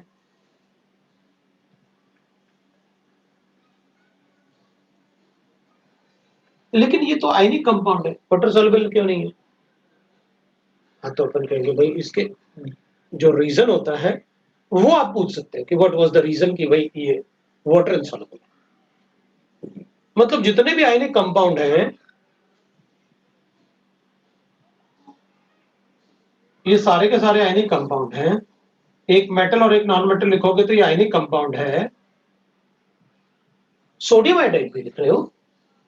हाँ, वो भी लिख रहा हूं। That is water insoluble. क्यों? कैटाइन एनाइन बहुत बड़ा है। एनाइन बहुत बड़ा है तो पोलराइजेशन होता है, पोलराइजेशन होता है तो कोवेलेंट इलेक्ट्रॉन आता है। Na is water insoluble. It is soluble in organic solvent like acetone. अच्छा ठीक है, कोई बात नहीं। हमें मतलब अब आगे से ध्यान रखेंगे, जिनको भी आप प्रेसिपिटेट बताओगे एक्वस सॉल्यूशन में, वो सारे के सारे वाटर इनसॉल्युबल करूंगा। भाई आपने 2 सॉल्यूशन ऐड किए, किसी एक का प्रेसिपिटेट बना, तो बता देंगे भाई कि वो वाटर इनसॉल्युबल रहा होगा। ठीक है, तो रीजन तो क्या, उसको अगर मुझे एक्सप्लेन करना है तो रीजन क्या दूं? ऐसे ही कि वो पीपीटी होता है? नहीं, अपन रीजन देंगे ना, क्यों नहीं देंगे? अपन को पता है किसी भी कंपाउंड को अगर वाटर में डिसॉल्व करना है तो क्या करना होता है। ये तो आपने कई बार बताया। क्या करेंगे अपन? पहले उसको आयंस में कन्वर्ट करेंगे, उसके बाद उसको हाइड्रेशन करेंगे। करते ना उसका हाइड्रेशन। अपन को पता है आयंस में कन्वर्ट करना मतलब इसका कैटाइन इसका एनाइन बनाना, इसका कैटाइन इसका A9 banana. That is always endothermic, that is lattice. और ये hydration that is attraction of water molecule. मैं एक और बात लिख सकता हूं यहां पर, एंड हाइड्रेशन एनर्जी भी लिख देता हूं। मतलब कोई भी कैटाइन, अपन ने पहले पढ़ा हुआ है लेकिन hydration, the tendency of the cation और anion to attract the water molecule is called, the tendency of the cation or anion to attract the water molecule is called hydration. Hydration energy किस पे depend करेगी? जितना ज्यादा charge होगा cation और A9 पे, उतना ज्यादा वो वाटर मॉलिक्यूल को अट्रैक्ट करेगा अपनी तरफ। जितना ज्यादा चार्ज होगा उतना ज्यादा अट्रैक्ट करेगा। और अट्रैक्ट करने के लिए चार्ज अगर ज्यादा है तो ज्यादा अट्रैक्ट कर सकता है, या फिर उसका साइज कम होना चाहिए। अगर चार्ज से तो वो स्क्वायर से होता है, आर स्क्वायर ऐसे लिखना होता है। तो अपन कहेंगे ठीक है भाई, कोई बात नहीं, अपन देख लेते हैं इधर hydration. Hydration is exothermic phenomena, ये आपने हमें कई बार बताया। और आपने हमेशा मुझे बताया कि अगर मुझे किसी मॉलिक्यूल के लिए ये वैल्यू और ये वैल्यू दे दो, मान लो इसको आइंस में कन्वर्ट करने के लिए मुझे एनर्जी चाहिए +10, एंडोथर्मिक है ना, और जब मैं इसको ब्रेक कर दूंगा तो फिर ये वाटर के साथ एसोसिएट होगा। अब ये वाटर के साथ इंटरेक्ट करेगा तो वाटर को अट्रैक्ट करेंगे ये दोनों, और वाटर को अट्रैक्ट करने से एनर्जी जो लिबरेट हुई वो हुई -8। तो अपन कहेंगे ओवरऑल 2 किलो कैलोरीज तो यूज करना पड़ा, मतलब delta H of solution is positive. अगर किसी भी कंपाउंड के लिए delta H of solution positive आ रहा है तो मैं क्या बोलूंगा? That is water insoluble. तो अपन कहेंगे अच्छा, मैं देख के बता सकता हूं किसी को कि वाटर इनसॉल्युबल है या वाटर सॉल्युबल होगा? नहीं भाई, आप ज्यादा देख के वैसे नहीं बता सकते। हाँ, अब मैं आपको जो भी प्रेसिपिटेट बताऊंगा वो आप ध्यान रख सकते हो कि अच्छा, क्योंकि हमें तो पूरा चैप्टर पढ़ना पड़ेगा कि भाई किसके प्रेसिपिटेट किस कलर के होते हैं और कौन सा प्रेसिपिटेट होता है। स्कूल में अगर आप प्रैक्टिकल्स करते हैं तो आपको पता रहता कि भाई उसमें तो प्रेसिपिटेट बनाते हैं कि भाई आपको बेरियम का मतलब सल्फेट का टेस्ट लगाओ, बेरियम का टेस्ट लगाओ, सिल्वर का टेस्ट लगाओ, क्लोराइड ब्रोमाइड आयोडाइड का टेस्ट लगाओ, तो डिफरेंट कलर्स आते हैं प्रेसिपिटेट के या सोल्यूशन के। तो फिर को पता चल जाता है अच्छा अच्छा इसका ये प्रेसिपिटेट होता है, वो पढ़ना होता है इसलिए अपने सिलेबस में। लेकिन मैं किसी को देख के नहीं बोल सकता। हाँ, आप ये बोलो कि भाई ये आयनिक कंपाउंड है, बताओ वाटर सॉल्युबल क्यों है, तो अपन ये बोल देंगे भाई उसकी latest energy is greater then hydration energy, ये बोल सकता हूं। या वाटर में ऐड करेंगे तो delta H of solution is positive, ये बता सकता हूं। लेकिन ये नहीं बोल सकता कि अच्छा NaI वाटर इनसॉल्युबल है। वो तो मुझे अगर पता होगा तो ही बताऊंगा, वरना LiCl मैं वाटर इनसॉल्युबल बोल रहा हूं क्योंकि मुझे पता है। और वो क्वेश्चन अपन से बिल्कुल पूछेंगे वो कि बताओ LiCl वाटर सॉल्युबल होता है या नहीं होता। ये इन्फॉर्मेशन मैंने आपको दिया, अब आप पूछ सकते हैं एग्जाम में। एग्जाम में पूछ सकते हैं, तभी तो बता रहा हूं आपको। लेकिन अगर आपको पूछना है तो आप ऐसे पूछ सकते हो कि भाई LiCl is water insoluble, what was the reason, तो अपन बता देंगे उसमें कि भाई उसमें ना लिथियम का साइज छोटा है, क्लोराइड का साइज बड़ा है, तो there will be a polarization in the molecule, so due to polarization there will be a covalent character, due to covalent character it will be insoluble in the polar solvents। या फिर आप मुझे value दे दो कि LiCl के लिए lattice energy कितना होता है और हाइड्रेशन एनर्जी कितना होता है, तो मैं बता दूंगा, दोनों को लिख के और कैलकुलेट करके देख लूंगा। अगर delta H of solution positive आया तो बोल दूंगा वाटर इनसॉल्युबल है, और नेगेटिव आया तो बोल दूंगा वाटर सॉल्युबल है। तो अपन ऐसे बता सकते हैं। अब अपने पास एक क्वेश्चन भी आया है जिसमें लिखा हुआ है कि हम ये भी कह सकते हैं कि उसमें कोवेलेंट कैरेक्टर ज्यादा होता है इसलिए इनसॉल्युबल है, बिल्कुल कह सकते हैं।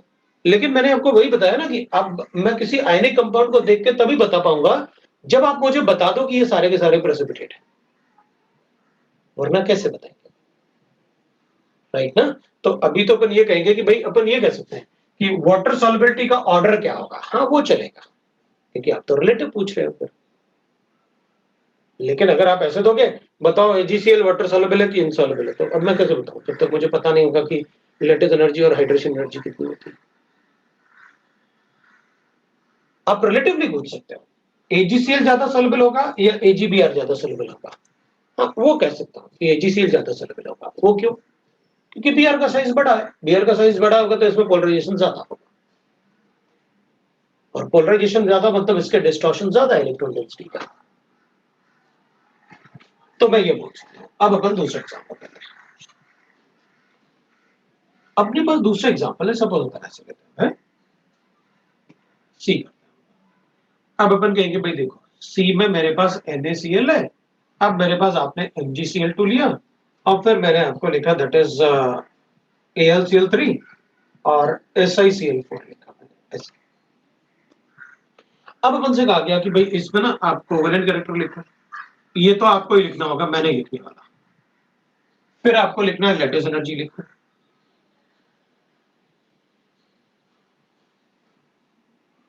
फिर आपको लिखना है मेल्टिंग पॉइंट लिखो,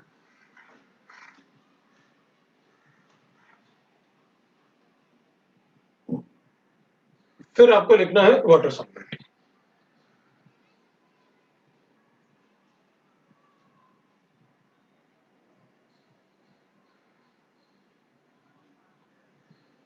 ऐसे लिखेंगे।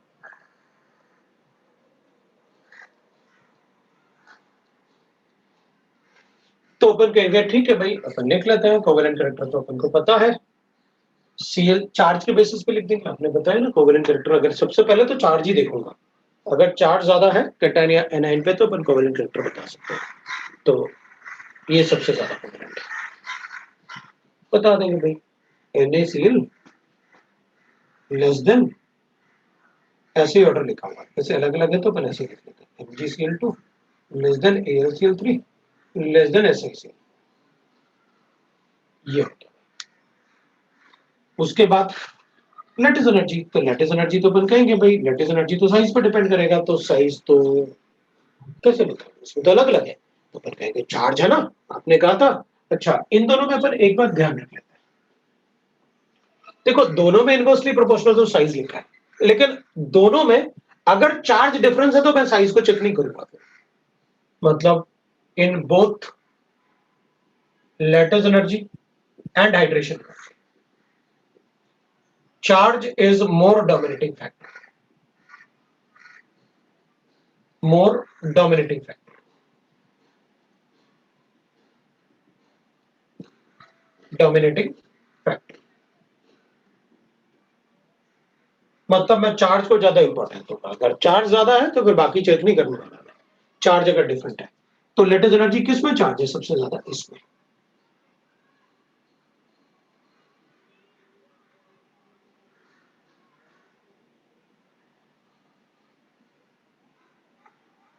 फिर मेल्टिंग पॉइंट, मेल्टिंग पॉइंट तो आयनिक कंपाउंड पे डिपेंड करता है नहीं।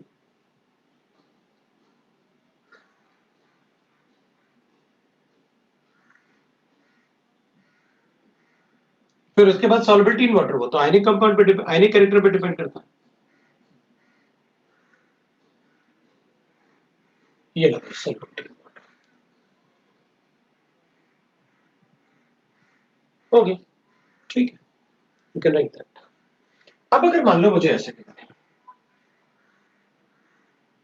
ठीक है, मेरे पास ऐसे लिखना है NaCl MgCl2 ZnCl2 and CuCl। अब मैं ना इसमें A B C और D ऐसे लिखता हूं, ये मुझे 4 कंपाउंड गिवन। अब मुझसे पूछा गया इसमें कोवेलेंट कैरेक्टर बताओ, लैटिस एनर्जी बताओ,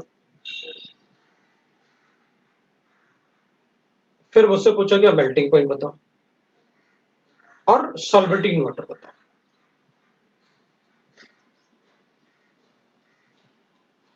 ये पार्ट मुझसे पूछे गए। अब क्या करेंगे अपन, तो अपन कहेंगे हमें पता है, पहले तो क्या चेक करूंगा,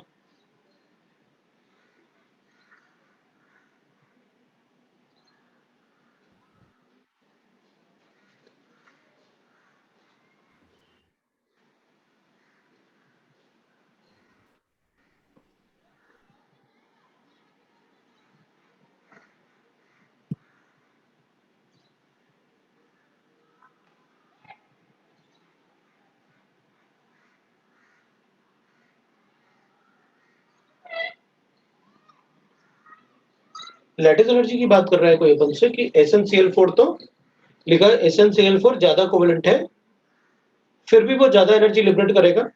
हाँ बिल्कुल, उनको कुछ सोचने नहीं, अगर कुछ इफ और बट होता तो आप बताते ना यहाँ पर, वरना वो सेंटेंस क्यों लिखते हैं, फिर भी ज्यादा एनर्जी लिबरेट करेगा। वो क्यों? क्योंकि यहाँ पर एक Si प्लस 4Cl को अट्रैक्ट करेगा, 4 बॉन्ड के बराबर एनर्जी लिबरेट होगी। वो और भी फैक्टर्स होंगे, बाद में बोलूंगा ना, लेकिन अभी क्यों बोलना, अभी तो बिल्कुल साफ साफ दिख तो रहा है अपन को, आप जैसा बोल रहे हो अपन वैसा कर देंगे। प्राइमरी फैक्टर्स आर दीज, आप उसमें फिर जितना चाहो बोलो, कोई फर्क नहीं पड़ेगा, लेकिन इतने से मेरे क्वेश्चन सारे सॉल्व हो जाएंगे जो फैक्टर अपन ने लिखे। तो फिर ज्यादा क्यों बोलना, ज्यादा सब्जेक्ट हम बाद में पढ़ लेंगे, अभी हमारे क्वेश्चन सारे सॉल्व होने चाहिए बिल्कुल डायरेक्टली, है ना, तो अपन ऐसे कर सकते हैं। अब मैं क्या करूंगा, कोवेलेंट कैरेक्टर, भैया ये दोनों ज्यादा कोवेलेंट है इन दोनों से, क्यों? चार्ज, आपने कहा था चार्ज पहले देखना, ठीक है। बी और सी ज्यादा कोवेलेंट है ए और डी से। अब बी और सी में अगर कैलकुलेट करूंगा तो आपने अभी बताया था मैग्नीशियम और जिंक का साइज सेम होता है, तो अगर दोनों का साइज सेम होगा तो जिसमें 18 वैलेंस इलेक्ट्रॉन होंगे सूडो इनर्ट गैस कॉन्फिगरेशन, वो ज्यादा कोवेलेंट होगा। मतलब ZnCl2 is more अच्छा इसका C is more covalent than B is more covalent than D is more covalent than A। किसी को डाउट है तो बताओ। ZnCl2 और MgCl2 ज्यादा कोवेलेंट इसलिए है बिकॉज उनमें चार्ज ज्यादा है NaCl और CuCl के कंपैरिजन में, और MgCl2 और ZnCl2 में अपन ने सूडो इनर्ट गैस कॉन्फ़िगरेशन से चेक किया, क्योंकि आपने हमें बताया था कि मैग्नीशियम और जिंक दोनों में ही ज्यादा कोवेलेंट कैरेक्टर, दोनों का साइज सेम है लेकिन ज्यादा कोवेलेंट कैरेक्टर उसका होगा जिसमें 18 वैलेंस इलेक्ट्रॉन होते हैं, ठीक है। उसी के बेसिस पे मैंने ए और डी सॉल्व कर दिए, डी में 18 वैलेंस इलेक्ट्रॉन थे।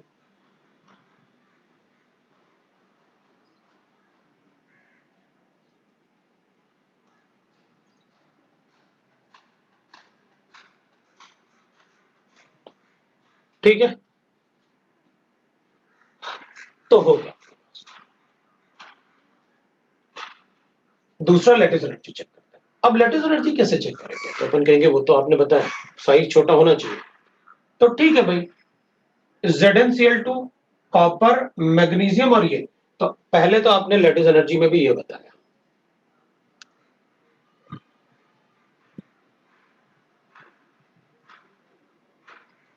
लैटिस एनर्जी में क्या बताया कि अगर चार्ज ज्यादा है तो साइज को चेक नहीं करना, साइज तब चेक करोगे जब चार्ज सेम होगा, लिखा है आपने साथ साथ।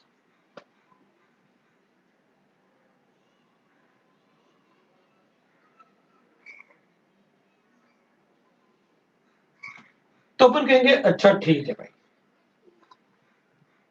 चार्ज किसमें ज्यादा, इन दोनों में। तो दोनों में से ज्यादा लेटिस एनर्जी किसकी बताओ, क्योंकि अब तो आपने चार्ज सेम लिखा, अब तो रेडियस चेक करना पड़ेगा, रेडियस तो सेम है दोनों का। तो अब कैसे बताएंगे, अब देखो पहले अपन ने जैसे कोवेलेंट कैरेक्टर बताया था ना, इसके 8 इलेक्ट्रॉन होते हैं, इसके 18 इलेक्ट्रॉन होते हैं, तो अपन ने इन दोनों में क्या बताया, इसका ज्यादा कोवेलेंट कैरेक्टर होगा क्योंकि सूडो एनर्जीज कॉन्फिगरेशन। अपन कहेंगे 18 इलेक्ट्रॉन तो इसमें भी होते हैं, तो क्या करें, इसको ज्यादा कोवेलेंट बता दूं, इसको नहीं नहीं, चार्ज को आपने कहा था ज्यादा प्रेफरेंस देना, बताया था charge is more dominating factor, इसमें तो चार्ज 1 है, तो इसको कैसे कंपेयर कर सकते हैं इससे, यही ज्यादा कोवेलेंट होगा क्योंकि इसको +2 चार्ज है। वो तो ठीक है समझ। अब लैटिस एनर्जी की बात, इन दोनों की लैटिस एनर्जी सेम है, अगर मैं इन दोनों में कंपेयर कर पाया तो ये दोनों तो अपने आप कंपेयर हो गए जैसे आप उसमें कहोगे।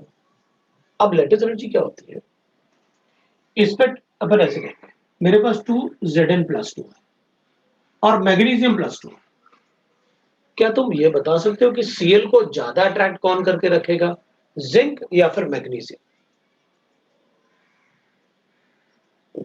क्योंकि जो Cl को ज्यादा अट्रैक्ट करके रखेगा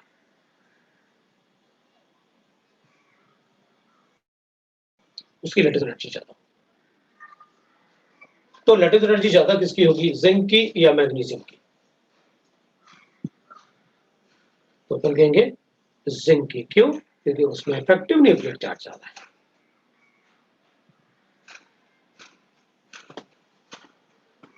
क्योंकि उसमें इफेक्टिव न्यूक्लियर चार्ज ज्यादा है, तो अपन भी लिख सकते हैं भाई इफेक्टिव न्यूक्लियर चार्ज की वजह से, तो जिंक अगर ज्यादा है तो CBDA फिर हो गया अपने पास में। पर जैसे आपने इन दोनों में कहा वैसे इसमें ही बता दूंगा इफेक्टिव न्यूक्लियर चार्ज ज्यादा है इससे।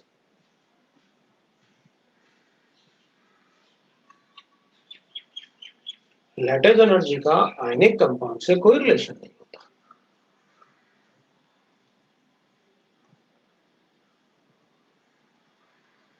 अब मेल्टिंग पॉइंट की बात करते हैं, भाई आयनिक कैरेक्टर चेक करो, आपने बताया melting point is directly proportional ionic character of the compound, salt है सारे के साथ, तो क्या करें, जो कोवेलेंट कैरेक्टर है उसका उल्टा लिखो, अपन ने तो दोनों लिखे थे भाई, आप आयनिक कंडीशन फॉर आयनिक भी लिख लो, कंडीशन फॉर कोवेलेंट भी लिख लो, तो अपन क्या करेंगे ADBC, ये low solubility in water, ionic character पे जो ज्यादा आयनिक उसकी सॉल्युबिलिटी ज्यादा होगी वाटर में, लो भाई हो गया।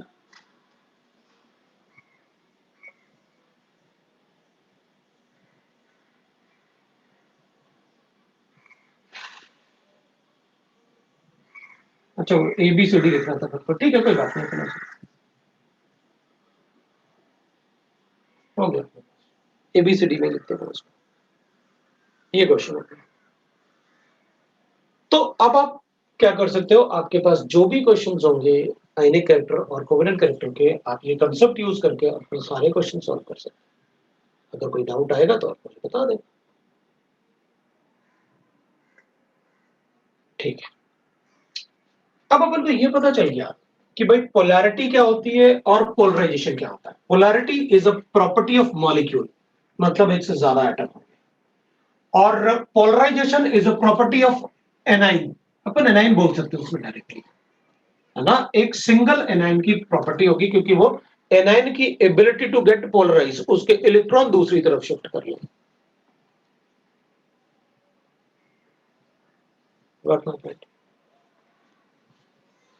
तो अपन लिख सकते हैं, अब अपन चेक कर सकते हैं, दैट इज, अब एक वर्ड पढ़ेंगे अपन, that is called dipole moment, ये तो फसान होता है। अच्छा इसका एक एप्लीकेशन भी लिख सकते हैं अपन, लेकिन उसको बहुत ज्यादा भी अपन डिस्कस नहीं करेंगे, एप्लीकेशन ऑफ फसान। हाँ तो एप्लीकेशन ही तो पढ़ा रहे थे आप अभी, कोवेलेंट करेक्ट,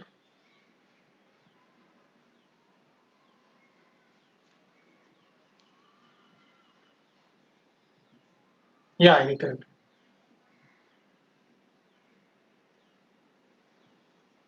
फसान रूल का पोलराइजेशन वो अपन को बता सकते हैं।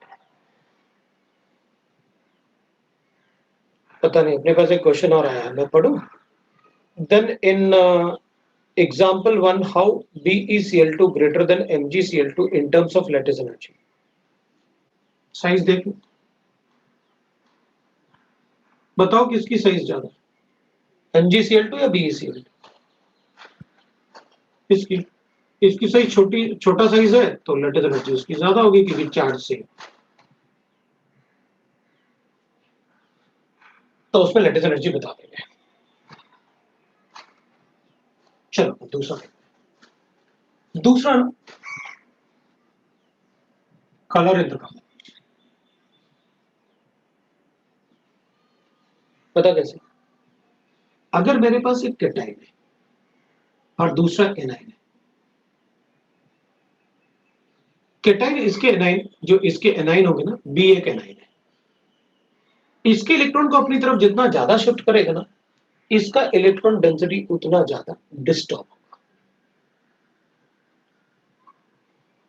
किसी भी मॉलिक्यूल या आयन के इलेक्ट्रॉन डेंसिटी अगर डिस्टर्ब हो ना, तो विजिबल रीजन में वो कलर शो करते हैं। क्यों? वो इलेक्ट्रॉन ट्रांजिशन या उस शिफ्टिंग या डिफॉर्मेशन अगर विजिबल रीजन में हो रहा है तो उनमें कलर आता है। मतलब बहुत सारे ऐसे एग्जांपल होंगे अपने पास जिसमें अगर ज्यादा डिस्टॉर्शन हो रहा है इलेक्ट्रॉन का तो उनमें कलर भी आ जाएगा कंपाउंड में। जितना ज्यादा डिस्टॉर्शन होगा उतना ज्यादा कलर आ जाएगा, ये भी होता है।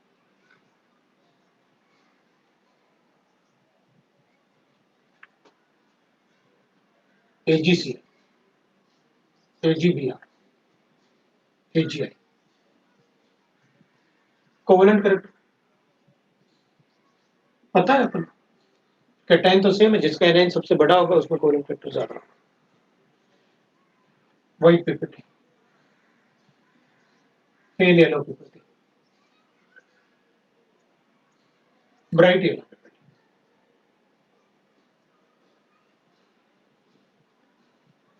Reason colour.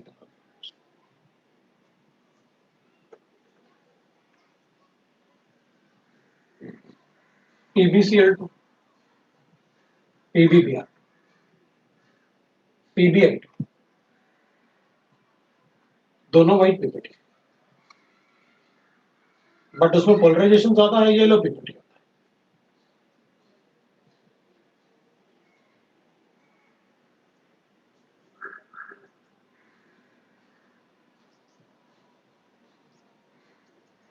HgCl2, it's a white pipette, but HgI2, it's a red pipette. The reason is polarization, distortion in the electron, in the visible region. लेकिन एक बात ध्यान रखना, जितना मैंने बताया ना, आप कलर को उतना ही रखना अपने पास अभी, क्योंकि मैं कंपाइल करूंगा इसको जाके 12th क्लास में, जहां अपन कलर्स के बारे में सारे फैक्टर्स पता होते हैं। आपको अभी तक दो ही फैक्टर्स पता चले ना, एक, अगर किसी कैटाइन एनाइन में अनपेयर्ड इलेक्ट्रॉन है तो वो पैरामैग्नेटिक भी होता है और कलर्ड भी होता है। दूसरा अभी पता चला, अच्छा पोलराइजेशन से भी कलर आता है। तो अगर मुझे सेम कैटाइन के साथ अलग अलग एनाइन दे दिए तो मैं ये बता दूंगा कि इनमें से कलर्ड कौन होगा जिसमें सबसे ज्यादा पोलराइजेशन, ये तो बता ही सकता हूं। अगर कुछ नहीं पता होगा तो इतना तो मुझे आइडिया चल गया ना, अब पता कि जिसमें सबसे ज्यादा पोलराइजेशन हो रहा होगा उसको टिक कर दूंगा। क्यों? सर ने मुझे बताया था जैसे जैसे कलर आता, जैसे जैसे पोलराइजेशन बढ़ता है ना, इंटेंसिटी ऑफ कलर बढ़ती है। इसलिए जिसमें सबसे ज्यादा पोलराइजेशन है वो तो कलर्ड होगा ही होगा बाकी सबके कंपैरिजन में, ये तो मैं पक्का बता सकता हूं। तो ये तो बता, अपन से कोई भी अननोन क्वेश्चन, कोई भी क्वेश्चन बना ले, हमें क्या फर्क पड़ता है, अपन ये तो बता ही सकते, राइट? तो अब दूसरा चेक करते हैं। अब मैं यहां पर थोड़ा सा एक पार्ट अपन डिस्कस करेंगे, डाइपोल मोमेंट डिस्कस करेंगे पहले, ठीक है? अपन बात करेंगे डाइपोल मोमेंट। तो मैं लिखने वाला हूं डाइपोल मोमेंट। डाइपोल मोमेंट को अपन म्यू से denote. Dipole moment is a measure of degree of polarity. It is a measure of degree of polarity. अब अपन क्या कहेंगे? आपने polarity वर्ड यूज किया, पोलराइजेशन वर्ड यूज नहीं किया। पोलैरिटी मतलब you're talking about a molecule. क्योंकि polarity is a property of molecule, but polarization is a property of anion. मैं इसको हटा देता हूं। अभी जितना मैंने बताया अपन को उतना तो 100% पता है, ये अपन को पता रखेंगे। अच्छा, आपने मुझे ना फजान रूल में सिल्वर के कुछ कंपाउंड बताए, लेड के कुछ कंपाउंड बताए और मरकरी के कुछ कंपाउंड बताए, ये अपन को पता है 100%। अब अपन क्या करेंगे? अपन लिखेंगे measure of degree of polarity. ठीक है, पोलैरिटी में आपने मुझे बताया मेरे पास अच्छे, मैं इस पर डेल्टा नेगेटिव लिखूंगा, इस पर डेल्टा पॉजिटिव लिखूंगा, अपन को कोई डाउट। These charges ना, जब partial charges are called polarity, ऐसे नहीं कहेंगे इट हैज पोलैरिटी। अब पोलैरिटी का मतलब होता है पार्शियल चार्ज, पूरा चार्ज थोड़ी होता है। तो पूरा चार्ज का मतलब तो आयनिक कैरेक्टर हो गया। अच्छा ठीक है, पोलैरिटी, पोलैरिटी मतलब पूरा इलेक्ट्रॉन चार्ज, मतलब पार्शियल चार्जेस होने चाहिए, पूरा इलेक्ट्रॉन ट्रांसफर नहीं करना है। तो अपन कहेंगे ठीक है भाई, मेरे पास HCl है, इसमें भी पोलैरिटी है फिर तो अपन क्या कहेंगे? अपन कहेंगे देखो भाई, इन दोनों में से ज्यादा इलेक्ट्रोनेगेटिव कौन? F। तो ये इस इलेक्ट्रॉन डेंसिटी को ज्यादा पुल करेगा अपनी तरफ। वो क्यों? इलेक्ट्रॉन एफिनिटी तो Cl की होती है ज्यादा, फ्लोरीन क्यों? हाँ, तो Cl की ज्यादा तब होती है जब सिंगल एटम होता है। आपने बताया तो है, electron affinity is a property of atom and electronegativity is a property of molecule. So जो ज्यादा इलेक्ट्रोनेगेटिव होगा वो इलेक्ट्रॉन अपनी तरफ ज्यादा पुल करेगा। अच्छा, इसका मतलब ये हुआ कि अगर मुझे कैलकुलेट करना है तो मैं ऐसे नहीं बोल सकता कि दोनों पे डेल्टा नेगेटिव चार्ज सेम होगा। वो कैसे बोल सकते हैं भाई? ये ज्यादा इलेक्ट्रॉन पुल कर रहा है, चलो इसको डैश ले लेते हैं, तो इसको भी डैश लो। क्यों? क्योंकि जितना ये इलेक्ट्रॉन उसकी तरफ पुल करेगा उतना ज्यादा इस इलेक्ट्रॉन डेंसिटी बढ़ेगा, तो इसका कम भी तो होगा। तो अपन कहेंगे भाई जितना इसको इलेक्ट्रॉन मिला उतना इसका इलेक्ट्रॉन कम हो गया। इसका मतलब है किसी भी बॉन्ड में जितना डेल्टा नेगेटिव चार्ज का स्ट्रेंथ होता है उतना ही डेल्टा पॉजिटिव चार्ज का भी स्ट्रेंथ होता है। लेकिन अलग अलग बॉन्ड में अगर अलग अलग एटम है तो डेल्टा पॉजिटिव और डेल्टा नेगेटिव का स्ट्रेंथ डिफरेंट होगा। इसका मतलब यह हुआ कि अगर मान लो मुझे इन दोनों को कंपेयर करना है तो अपन कहेंगे ये ज्यादा इलेक्ट्रॉन और नेगेटिव, ये ज्यादा इलेक्ट्रॉन पुल करेगा, तो strength of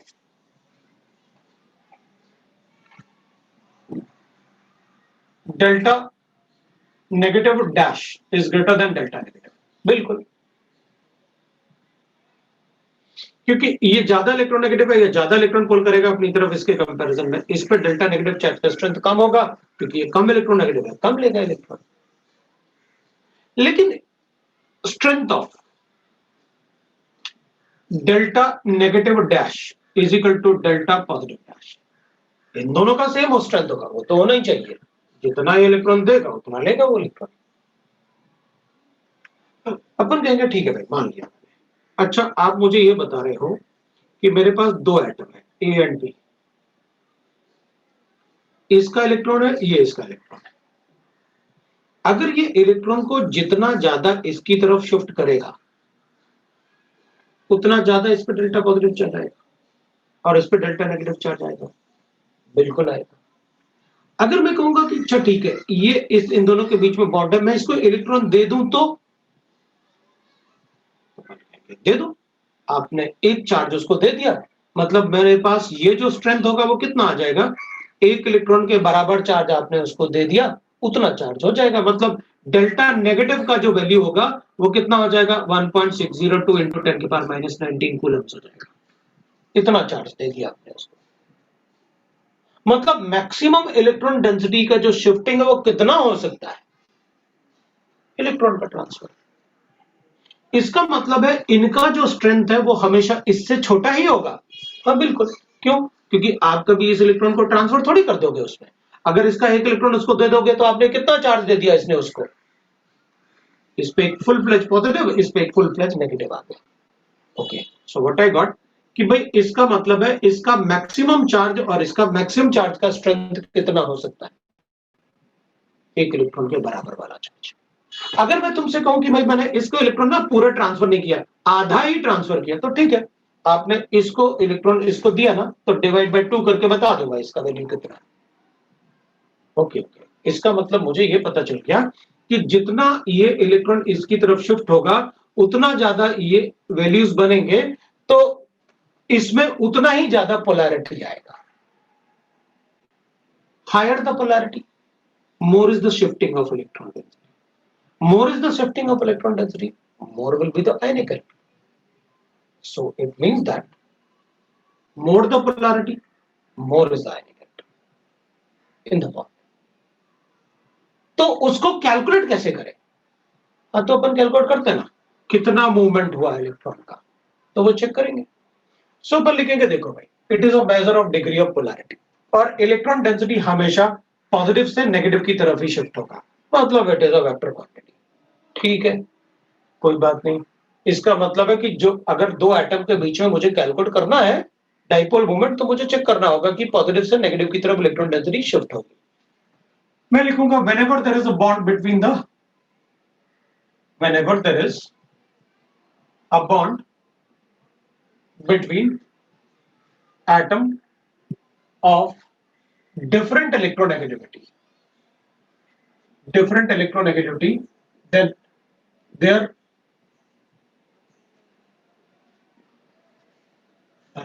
develops the partial charges on each atom, partial charge on each atom. This is called the polarity in the bond. These partial charges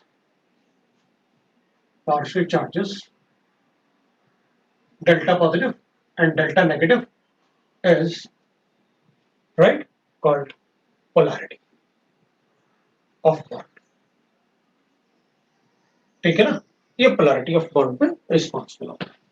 ठीक है, तो फिर मैं ऐसे बोल सकता हूँ ना कि HF bond is more polar than HCl bond, बिल्कुल बोल सकते हो। तो फिर तो मैं ऐसे भी बोल सकता हूँ, जितना ज्यादा इलेक्ट्रोनेगेटिविटी का डिफरेंस उतना ज्यादा पोलैरिटी इन द बॉन्ड। हाँ, तो मैंने भी तो ये लिखा, polarity in the bond, polarity in bond is directly proportional to difference in the electronegativity of atom. बिल्कुल होगा, जितना ज्यादा डिफरेंस होगा उतना ज्यादा पोलैरिटी, जितना ज्यादा पोलैरिटी उतना ज्यादा आयनिक इलेक्ट्रॉन, बिल्कुल होगा। अच्छा, फिर तो मुझे एक बात पता चल गया कि भाई इसका मैक्सिमम वैल्यू क्या हो सकता है, ये एक इलेक्ट्रॉन के बराबर चार्ज लिखोगे, मैक्सिमम वैल्यू है इसकी, इससे ज्यादा नहीं हो सकती इसकी वैल्यू। भाई अगर इतनी हो गई वैल्यू तो अपन ने तो ट्रांसफर ही कर दिया इलेक्ट्रॉन्स, फिर तो आयनिक बॉन्ड बना दिया। तो फिर अपन कहेंगे अच्छा ठीक है, फिर मैं ऐसे लिख सकता हूं ना,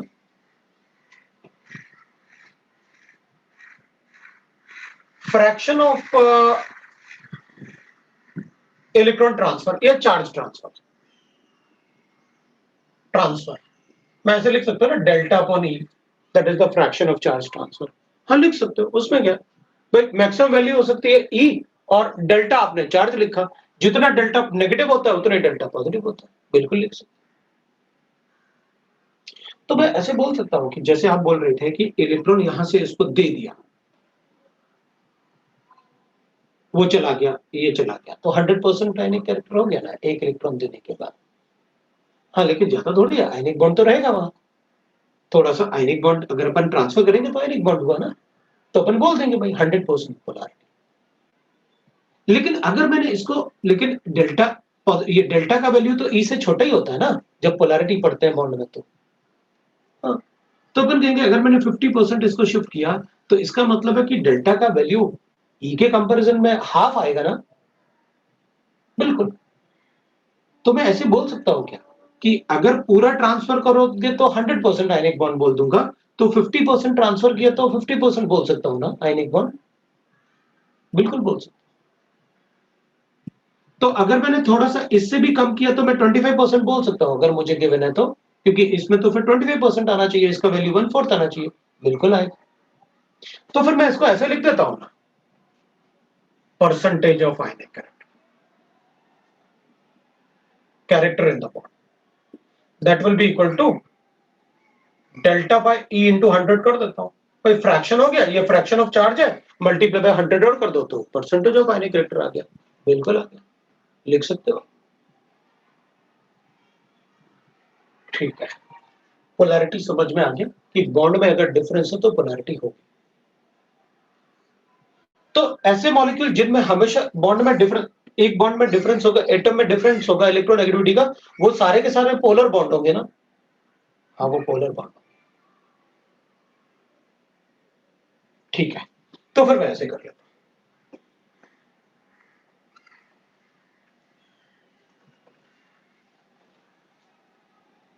the unit of dipole moment, dipole moment is Debye D से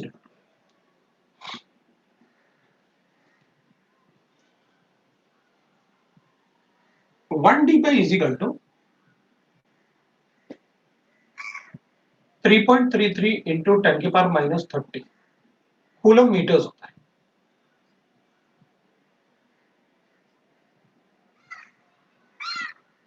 या फिर 10⁻18 इलेक्ट्रोस्टैटिक यूनिट सेंटीमीटर होता है।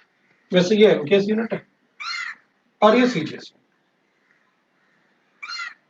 वैसे मैंने आपको हमेशा बोला है कि आप कैलकुलेशन तो सारे एमकेएस यूनिट में ही करेंगे, फिर बाद में चेक कर लेंगे कि पूछा क्या है। मैं डाइपोल मोमेंट को ऐसे लिख सकता हूं mathematically, dipole moment, dipole moment अपन ऐसे लिख सकते हैं, that is given by Debye, Debye is a name of scientist,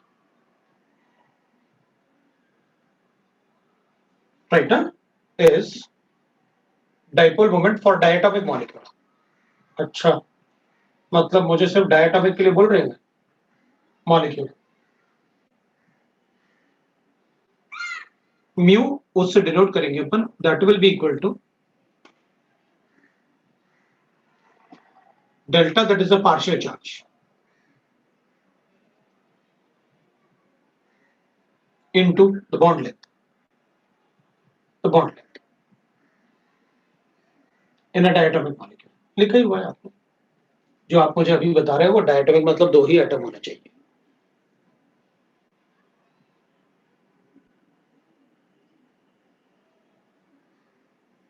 got it ना।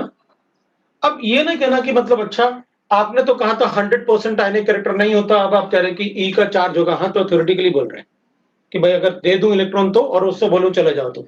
अब यहाँ कोई आयनिक बॉन्ड थोड़ी पढ़ रहे हैं अपन, अपन तो कोवेलेंट बॉन्ड में पोलैरिटी पढ़ रहे हैं। सो अपन ये नहीं कहेंगे कि नहीं नहीं आपने तो कहा था 100% नहीं हो सकता, तो मैंने कब कहा कि डेल्टा का वैल्यू ई के बराबर हो जाएगा, पढ़ेंगे क्यों? मैंने तो ये कभी कहा ही नहीं कि डेल्टा का वैल्यू ई के बराबर हो जाएगा। मैंने तो आपको बताया कि अगर इलेक्ट्रॉन दे दिया तो मैक्सिमम कितना हो सकता है। मैंने ये कभी नहीं कहा कि भाई डेल्टा हमेशा ई के बराबर हो, कभी हो सकता है, मैंने नहीं कहा। अब तो केसीएल ले लो, एनएसीएल ले लो, डेल्टा का वैल्यू फिर भी नहीं आएगा। एक्सपेरिमेंटली काफी सारे क्वेश्चंस करो, कोई प्रॉब्लम नहीं है अपन को।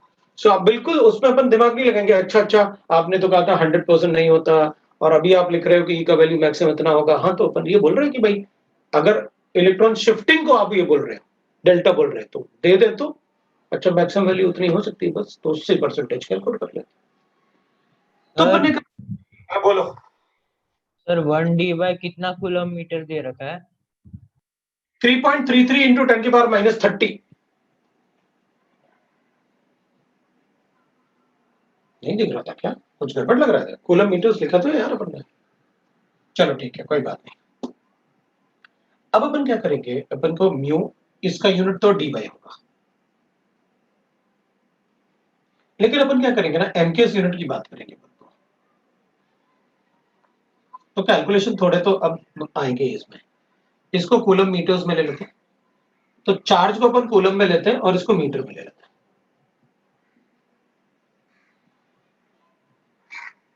और एक कूलम मीटर्स हो जाएगा। मुझे चार्ज ऑफ इलेक्ट्रॉन आपको बताने की जरूरत नहीं है, तो पार्शियल चार्ज ये अपन कैलकुलेट कर लेंगे। अपन को ये वैल्यू कूलम मीटर्स में ना गिवन होके डी बाई में मोस्टली देंगे अपन को। ये मीटर्स में ना देके बॉन्ड लेंथ है ना, बॉन्ड लेंथ अपन को किसमें, एंगस्ट्रॉम यूनिट, नैनोमीटर्स, पिकोमीटर्स ऐसे देके अपन कन्वर्ट कर लेंगे एमकेएस में। तो अगर ये एंगस्ट्रॉम में देंगे तो अपन इसका कोई रिलेशन थोड़ी बताएंगे, तो उसको मीटर में कन्वर्ट करेंगे, चार्ज कैलकुलेट कर लेंगे, डी बाई आप बॉन्ड दे दो कितना डाइपोल मोमेंट है, ये आप मुझे ये दोनों दे दो, मैं ये बता दूंगा, ये दोनों दे दो, मैं ये बता दूंगा, आपकी मर्जी, जो चाहो दे दो। But it is only for diatomic molecule है। ये फॉर्मूला जो अपन लिख रहे हैं छोटा सा फॉर्मूला है अपने पास, ये तुमको तो इतना ही याद रखना ना, म्यू इज इक्वल टू होता है delta into D for a diatomic molecule, हो गया। अपन को पता है mu is what, delta is what, D is what. ठीक है, अब अपन कहेंगे it is a vector quantity, vector quantity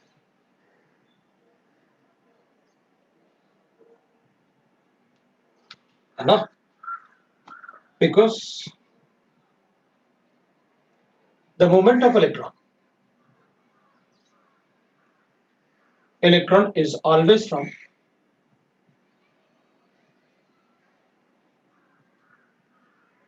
electropositive to electronegative atom to electronegative atom, तो इलेक्ट्रोनेगेटिव एटम की तरफ। ठीक है भाई, अब अपन एक क्वेश्चन कर लेते हैं इसमें, क्योंकि इससे ज्यादा अपन को अब थ्योरी में, मतलब जो थ्योरेटिकल क्वेश्चन पूछेंगे अपन से, तुमको वो बताने होंगे, क्योंकि थोड़ा सा कैलकुलेशन है, उसी कैलकुलेशन को देख लेते हैं अपन। भाई क्या करोगे आप? तो मैं क्या कर सकता हूँ, इसको ऐसे लिख सकता हूँ, एक एग्जाम्पल लेते हैं और ऐसे लिखते हैं, calculate the percentage of ionic character in HCl molecule when the bond length is 0.98 angstrom unit and the dipole moment of HCl is dipole moment of HCl is of HCl is 1 point अपन को given as 6 d by ऐसे given है।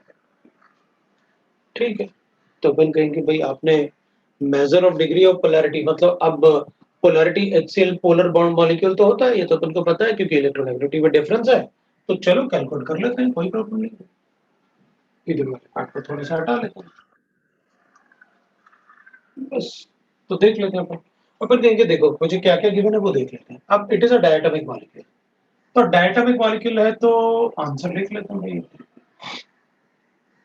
Mu कितना given है मुझे, 1.6 D by, bond length कितना है, मतलब D मुझे कितना गिवन है, दैट इज 0.98 एंगस्ट्रॉम।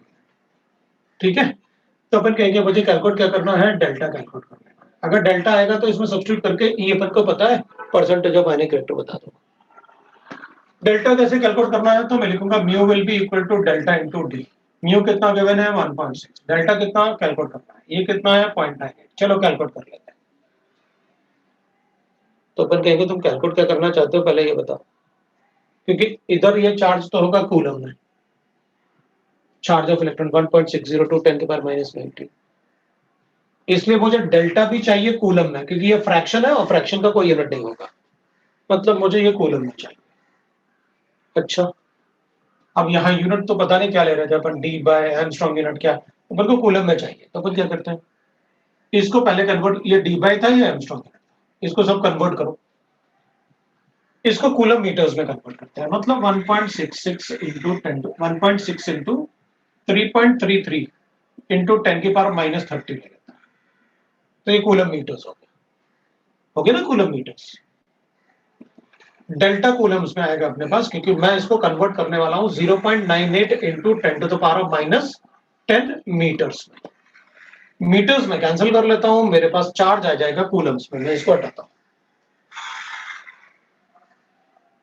इसको हटा लेता हूं, मेरे पास डेल्टा आ गया, कितना आया अपने पास डेल्टा, तो अपन लिखेंगे भाई दैट इज 1 पॉइंट, ये कैलकुलेट करना था 1.6 इंटू 3.33, इसको कैंसिल कर दिया मैंने, 10 की पावर -20 आया और डिवाइड कर लूंगा मैं 0.98 से, ये आ गया मेरे पास, ठीक है। मेरे पास डेल्टा आ गया, तो मैं percentage of ionic character calculate कर सकता हूं। Percentage of ionic character will be equal to delta upon e multiply by 100, तो डेल्टा कितना है अपने पास, तो ये 1.6 इंटू 3.33 इंटू 10 की power -20 divided by 0.98 into 1 by 1.602 into 10 की पावर -19 मल्टीप्लाई बाय 100 कर देता हूं। चलो कैलकुलेशन कर लेते हैं, ये और ये तो ऑलमोस्ट हटा ही दूंगा, ये और ये 10 की पावर -1 बच गया मेरे पास। अब मेरे पास बच गया 0.33 डिवाइडेड बाय 333 डिवाइडेड बाय 0.98, मैंने इसको मल्टीप्लाई किया इससे, इंटू 10 की पावर कितना है अपने पास 100, तो चलो भाई कर लेते हैं, अब अपन कैलकुलेट कर लेते हैं, इसको 33/98 कर देते हैं, ऑलमोस्ट 1/3 आया ना, 1/3, मतलब ऑलमोस्ट ये ऑलमोस्ट अपने पास कितना आ रहा है, 100 के जैसे आ रहा है ना, तो इधर अपन क्या करते हैं, ऊपर 100 लेके जाते हैं और बता देते हैं, इधर नीचे 33 बना लेते हैं, तो 100 कैंसिल कर लेते हैं, तो अपने पास आया 33.3 डिवाइडेड बाय 98 मल्टीप्लाई बाय 100, इन दोनों को कैंसिल कर लेते हैं, तो ऑलमोस्ट कितना आ गया अपने पास 34% आ गया, ये लो भाई आंसर आ गया, थोड़ा छोटा था ना, उसको थोड़ा बढ़ा दिया, 34-35 के आसपास आंसर आ गया, ये लो मेरा आंसर आ गया, इतना परसेंट आने कर, ये क्वेश्चन हो गया, राइट ना, ये अपने लिए क्वेश्चन हो गया, ये अपन कैलकुलेट करके बता सकते हैं। अब अपन कहेंगे ठीक है भाई, आई गॉट इट, मतलब कैसे अपन को कैलकुलेशन करने है, बस इस पार्ट का ध्यान रखना, ये गड़बड़ नहीं करना, अगर आप ये गड़बड़ नहीं करते हो तो अपन को कोई प्रॉब्लम नहीं होगी कैलकुलेशन।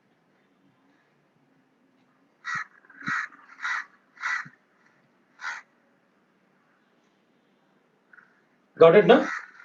अब मुझसे कहा जा रहा है कि वो डेल्टा ईएन वाले फॉर्मूले से नहीं निकाल सकते, निकालो ना, किसने कहा नहीं निकाल सकते लोग,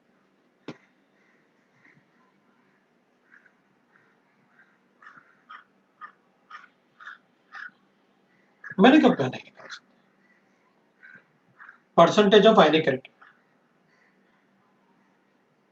16 इंटू डेल्टा ई,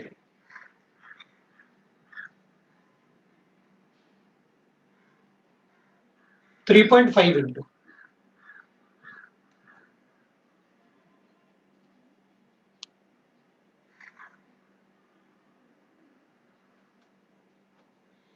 करो ना, किसने कहा नहीं कर सकते, बिल्कुल करो, यहाँ हाइड्रोजन और इलेक्ट्रोनेगेटिविटी लिखना है, एक्स से x b are electronegativities of A and B, कर सकते। मैं यहाँ पर परसेंटेज जो आ रहा है ना मेरा, ये 34 या 35%, इसको यहाँ डाल के किसी एक का इलेक्ट्रोनेगेटिविटी दे तो दूसरे का कैलकुलेट करके बता दूंगा, बिल्कुल कर सकते हैं, कोई प्रॉब्लम नहीं, लेकिन ये फॉर्मूला जनरली यूज होता नहीं है ज्यादा, कभी पूछा नहीं आज तक, बट मैं ये नहीं कह सकता कि नहीं पूछ सकते, मेरे से पूछ सकते हैं।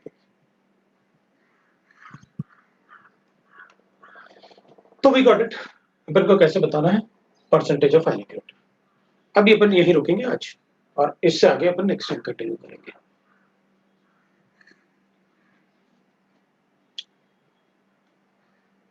अपन रिकॉर्डिंग स्टॉप करेंगे।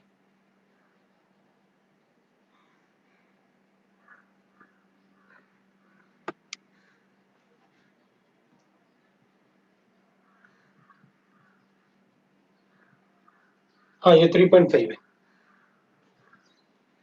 तो रिकॉर्डिंग स्टॉप करेंगे। कोई क्वेश्चन पूछ